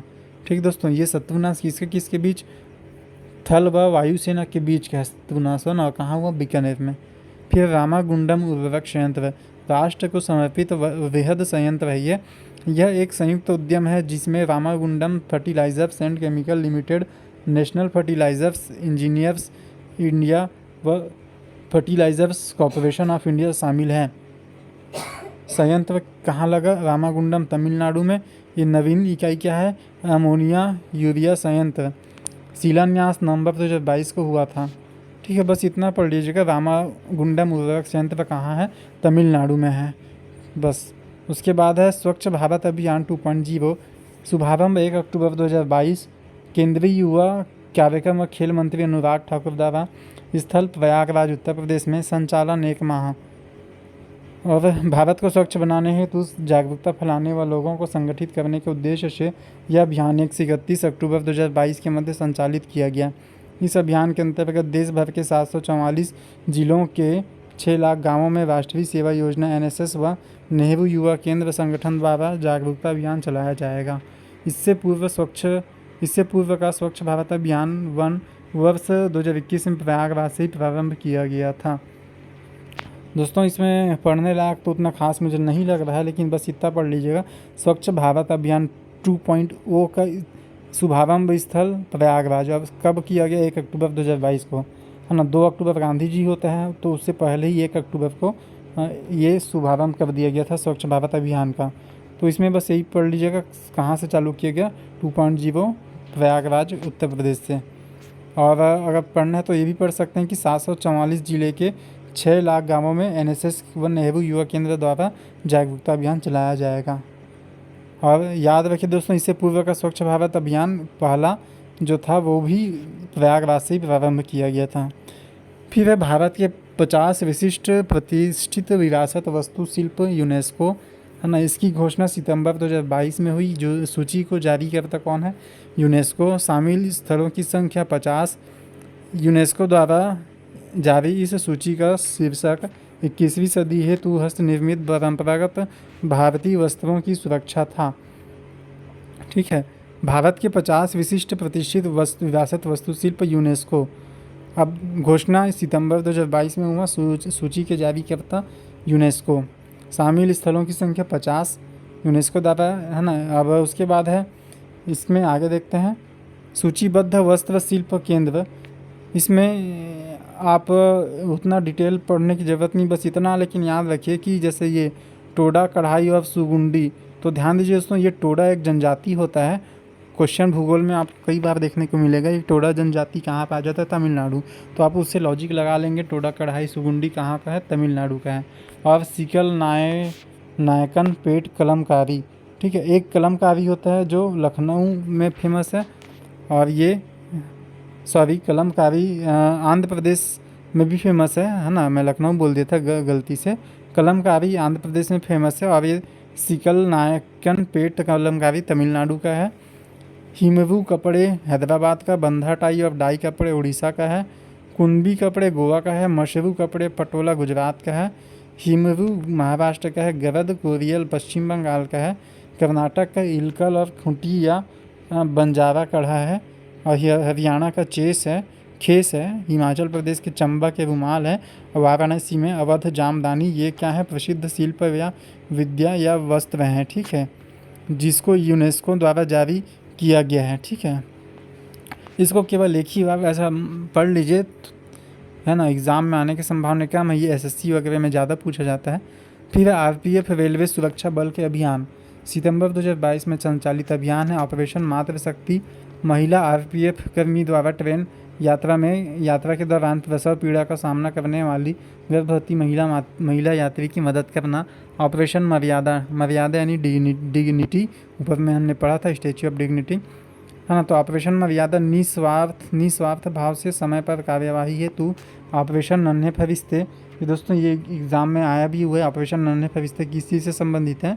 तो विभिन्न कारणों से या गुमशुदा हो जाने वाले परिवार से दूर बच्चों की पहचान व बचाव हेतु प्रारंभ किया गया था ये। तो दोस्तों ये हम हर चीज़ याद रखिए कि ऑपरेशन सेवा किससे संबंधित है करके, बुजुर्ग, नागरिक, महिला, दिव्यांगों की सुरक्षा हेतु। तो ये सब क्या है दोस्तों? ये ऑपरेशन आरपीएफ रेलवे सुरक्षा बल के अभियान है। ये सब ने जो हमने पढ़ा है आरपीएफ रेलवे सुरक्षा बल के अभियान है, इसको याद रखिएगा। उसके बाद है नवीनतम में अभी कौन क्या है? तो अभी हाल ही में श्रीमती द्रौपदी मुर्मू क्या हैं? भारत के राष्ट्रपति हैं। श्री जगदीप धनखड़ उपराष्ट्रपति हैं भारत के। और डी.वाई. चंद्रचूड़ सुप्रीम कोर्ट के मुख्य न्यायाधीश है ये। ठीक है, डी.वाई. चंद्रचूड़ कौन से नंबर के दोस्तों? 50वें नंबर के मुख्य न्यायाधीश है। और राष्ट्रपति द्रौपदी मुर्मू कौन से नंबर के हैं दोस्तों? बताइए। ये राष्ट्रपति आपके 15वें नंबर के हैं, और जो उपराष्ट्रपति है वे 14 नंबर के हैं। ठीक है, कभी कभी दोस्तों इनका क्रम भी ऐसा मैच मेकिंग में या किसी न किसी माध्यम से दे दिया जाता है, कूटो वगैरह बना के। राष्ट्रीय रूप में अगर देखें तो न्यायिक प्रमुख कौन है? महान्यायवादी अटॉर्नी जनरल है आर वेंकटरमण। मुख्य न्यायाधीश सर्वोच्च न्यायालय के कौन है? भी डी.वाई. चंद्रचूड़, मैंने ऊपर में बताया, 50वें नंबर के। और सॉलिसिटर जनरल ऑफ इंडिया कौन है? Tushar Mehta. Solicitor general of India Tushar Mehta. NITI Aayog के प्रमुख कौन है दोस्तों? नीति आयोग के प्रमुख अभी अध्यक्ष नीति आयोग के प्रधानमंत्री श्री नरेंद्र मोदी, जो कि प्रधानमंत्री पदेन रूप से अध्यक्ष रहते हैं नीति आयोग के हमेशा से। उपाध्यक्ष आपको हमेशा पूछता है, सुमन बेरी, ये भी बने 3रे नंबर के हैं ये। और सीईओ नीति आयोग के सीईओ परमेश्वरन अय्यर। दोस्तों बहुत ही ज़्यादा इंपॉर्टेंट क्वेश्चन है नीति आयोग से रिलेटेड क्वेश्चन। अब आते हैं संवैधानिक प्रमुख। अभी कौन है संवैधानिक प्रमुख? तो संवैधानिक प्रमुख में पहले मुख्य निर्वाचन आयुक्त, है ना, राजीव कुमार मुख्य निर्वाचन आयुक्त है 25वें नंबर के। मुख्य सूचना आयुक्त कौन है दोस्तों? यशवर्धन कुमार सिन्हा मुख्य सूचना आयुक्त है। और केंद्रीय सतर्कता आयुक्त प्रवीण कुमार श्रीवास्तव हैं। अध्यक्ष संघ लोक सेवा आयोग के अध्यक्ष कौन है? डॉक्टर मनोज सोनी। तो दोस्तों ये चारों भी बहुत इंपॉर्टेंट है ना। और ये प्रवीण कुमार श्रीवास्तव दोस्तों ये इसलिए इम्पोर्टेंट है क्योंकि अभी हाल ही में नए बने हैं, और जो नए बने रहते हैं उनको एकदम डेफिनेटली पूछा ही जाता है। तो प्रवीण कुमार श्रीवास्तव भी नए क्या बने, केंद्रीय सतर्कता आयुक्त के कार्यवाहक अध्यक्ष हैं। फिर अनुसंधान संस्थान यानी DRDO वगैरह के प्रमुख कौन है, तो रक्षा अनुसंधान और विकास संगठन यानी DRDO के प्रमुख कौन है, समीर वी कामत। भारतीय अंतरिक्ष शोध संस्थान अध्यक्ष इसरो के प्रमुख कौन है, एस सोमनाथ। और विक्रम साराभाई अंतरिक्ष केंद्र के निदेशक VSSC के S उन्नी कृष्णन नायर हैं। तो ये तीनों काफ़ी ज़्यादा इम्पोर्टेंट हैं, आप एकदम दिमाग में छाप लीजिए इसको, ठीक है। उसके बाद है गुप्तचर संस्था प्रमुख, है ना, राष्ट्रीय सुरक्षा सलाहकार अजीत डोभाल जी शुरू से हैं, ठीक है, और इनका काम काफ़ी ज़्यादा अच्छा रहता है। फिर है केंद्रीय जांच ब्यूरो निदेशक यानी CBI के निदेशक कौन है, सुबोध कुमार जायसवाल। राष्ट्रीय जांच एजेंसी के महानिदेशक NIA के महानिदेशक कौन है, दिनकर गुप्त हैं ये, NIA राष्ट्रीय जांच एजेंसी। फिर इंटेलिजेंस ब्यूरो IB के प्रमुख कौन है, तपन कुमार डेका, है ना, IB के। उसके बाद है research and analysis wing raw के प्रमुख कौन है, सामंत कुमार गोयल रॉ के प्रमुख हैं। और वाणिज्यिक संस्थान दोस्तों फिक्की के अध्यक्ष कौन है, सुब्रकांत पांडा, बहुत इंपॉर्टेंट है। फिर रक्षा प्रमुख chief of defence staff CDS general Anil Chauhan है दूसरे नंबर के। महानिदेशक भारतीय वायुसेना के महानिदेशक कौन है, एयर मार्शल संजीव कपूर। उप प्रमुख थल सेना लेफ्टिनेंट जनरल बगावली चेमशेखर राजू। और रक्षा सचिव भारत की गिरधर अरमान है। दोस्तों इसमें इंपॉर्टेंट कौन सा है, ये जनरल अनिल चौहान सबसे ज़्यादा इंपॉर्टेंट है, ठीक है। और ये लास्ट वाले भारत सरकार के रक्षा सचिव गिरधर अरमानी, ये दोनों काफ़ी ज़्यादा इंपॉर्टेंट हैं, ठीक है। और दोस्तों ये चीफ ऑफ डिफेंस, ये याद रखिए हमारे सेना के क्रम को। सेना प्रमुख यानी थल सेना प्रमुख मनोज पांडे, वायुसेना प्रमुख एयर प्रमुख मार्शल VR चौधरी, और नौसेना प्रमुख एडमिरल R हरि कुमार। और इन तीनों के जो प्रमुख है दोस्तों वो होते हैं chief of defence staff general Anil Chauhan हैं, ठीक है। ध्यान दीजिए दोस्तों, ये सेना के प्रमुख थल सेना वायुसेना जल सेना है, इन तीनों के प्रमुख CDS चीफ ऑफ डिफेंस जो नए बने अनिल चौहान, और इनका आने का एकदम गारंटी श्योर है अनिल चौहान का, ठीक है दोस्तों। और ये लास्ट दोस्तों अंतर्राष्ट्रीय में जो नवीनतम अंतर्राष्ट्रीय राष्ट्र प्रमुख, ध्यान दीजिए जो नए बने हैं, क्योंकि नए से एग्ज़ाम में क्वेश्चन आने के संभावना रहते हैं। तो प्रधानमंत्री स्वीडन के प्रधानमंत्री भी कौन बने हैं, उल्फ क्रिस्टन। इटली के प्रधानमंत्री कौन बने हैं, जॉर्जिया मेलोनी। ब्राज़ील के प्रधान राष्ट्रपति कौन बने हैं, लुइस इनासियो लूला दा सिल्वा। इराक के राष्ट्रपति कौन बने हैं, अब्दुल लतीफ़ राशिद। केन्या के राष्ट्रपति विलियम रूतो। श्रीलंका के राष्ट्रपति रानिल विक्रमसिंघे। इजराइल के प्रधानमंत्री बेंजामिन नेतन्याहू। ब्रिटेन के प्रधानमंत्री ऋषि सुनक। फिलीपींस के राष्ट्रपति फर्डिनेंड मार्कोस जूनियर। और हंगरी के राष्ट्रपति कैटलिन नोवाक, है ना। तो दोस्तों इसमें से क्या क्या इंपॉर्टेंट रहेगा, हंगरी के राष्ट्रपति कैटलिन नोवाक क्यों, प्रथम महिला राष्ट्रपति है। उसके बाद फिलीपींस वाले इंपॉर्टेंट है, और ब्रिटेन तो आपको याद ही होगा, ठीक है। इजराइल के प्रधानमंत्री नए बने हैं और फिर से वही बने हैं बेंजामिन नेतन्याहू। श्रीलंका वाले इंपॉर्टेंट हैं, ठीक है। उसके बाद आपके, है ना, बाकी आप चाहो तो पढ़ सकते हो क्योंकि सभी इम्पोर्टेंट है, लेकिन मैंने जो बता दिया वो काफ़ी ज़्यादा इम्पोर्टेंट है। फिर है हंगरी के राष्ट्रपति प्रथम महिला कैटलिन नोवाक थे। बारबाडोस के राष्ट्रपति सांद्रा मासोन गणतंत्र राष्ट्र के प्रथम महिला राष्ट्रपति हैं। तो गणतंत्र किसी भी, अभी दोस्तों ये इम्पोर्टेंट है क्योंकि हाल ही में बारबाडोस स्वतंत्र राष्ट्र बना है, नया देश, है ना। तो गणतंत्र राष्ट्र और उसके प्रथम महिला राष्ट्रपति सांद्रा मासोन हैं। पाकिस्तान के प्रधानमंत्री नए शहबाज शरीफ बने हैं। जर्मनी के राष्ट्रपति फ्रैंक वाल्टर स्टीनमियर। और जर्मनी के चांसलर ओलाफ स्कोल्ज हैं। अंतर्राष्ट्रीय संगठन प्रमुख अध्यक्ष 77वें अधिवेशन UNO, है ना, UNO के 77वें अधिवेशन के अध्यक्ष कौन बने हैं, कैसाबा कारोसी। महासचिव UNO के महासचिव एंटोनियो गुटेरस हैं। WTO के महासचिव नागोजी ओंकोजा-इवेला हैं। दोस्तों ये इंपॉर्टेंट है, पढ़ लीजिएगा। WHO के महानिदेशक टेड्रोस घेब्रेयेसस, है ना, वो WHO के उप महानिदेशक डॉक्टर जसूज सन्ना जेकब। और महानिदेशक ISA के अजय माथुर। और अंकटाड के महासचिव रेबेका सन और अध्यक्ष हैं वर्ल्ड बैंक के डेविड माल पास। अध्यक्ष इंटरपोल के अध्यक्ष कौन है? अहमद नासिर अल रईसी यूएई। तो दोस्तों ये लास्ट वाले इंपॉर्टेंट है ना, यूएनओ के भी इम्पोर्टेंट है, डब्ल्यूटीओ के, और ये ठीक है, इतना इम्पोर्टेंट है। तो दोस्तों इस प्रकार हमने अर्जुना के सभी करेंट अफेयर के, चाहे छत्तीसगढ़ विशेषांक हो चाहे इंडिया हो, है ना, हमने कवर कर लिया है। वो आशा करता हूँ जितने मेहनत से मैंने ये वीडियो बनाया उतने ही प्यार से आप लोगों से मिलता रहेगा, और आप लोग अधिक से अधिक लोगों तक शेयर कीजिएगा, खास करके उन गरीब वर्ग के बच्चों तक जिन कड़ी मेहनत से, है ना, जिनके पास सोर्स नहीं हो पाता, जो पहाड़ों दूर दराज जंगल एरिया में रहते हैं या किसी कारण से किसी अभाव से अपने पढ़ाई से दूर हो जाते हैं। तो आप लोग वीडियो को अधिक से अधिक लोगों तक शेयर कीजिएगा। मिलते हैं नए वीडियो के साथ। इसके बाद मैं हिंदी लैंग्वेज पे MCQ वीडियो जल्द ही अपलोड करूँगा। ठीक है।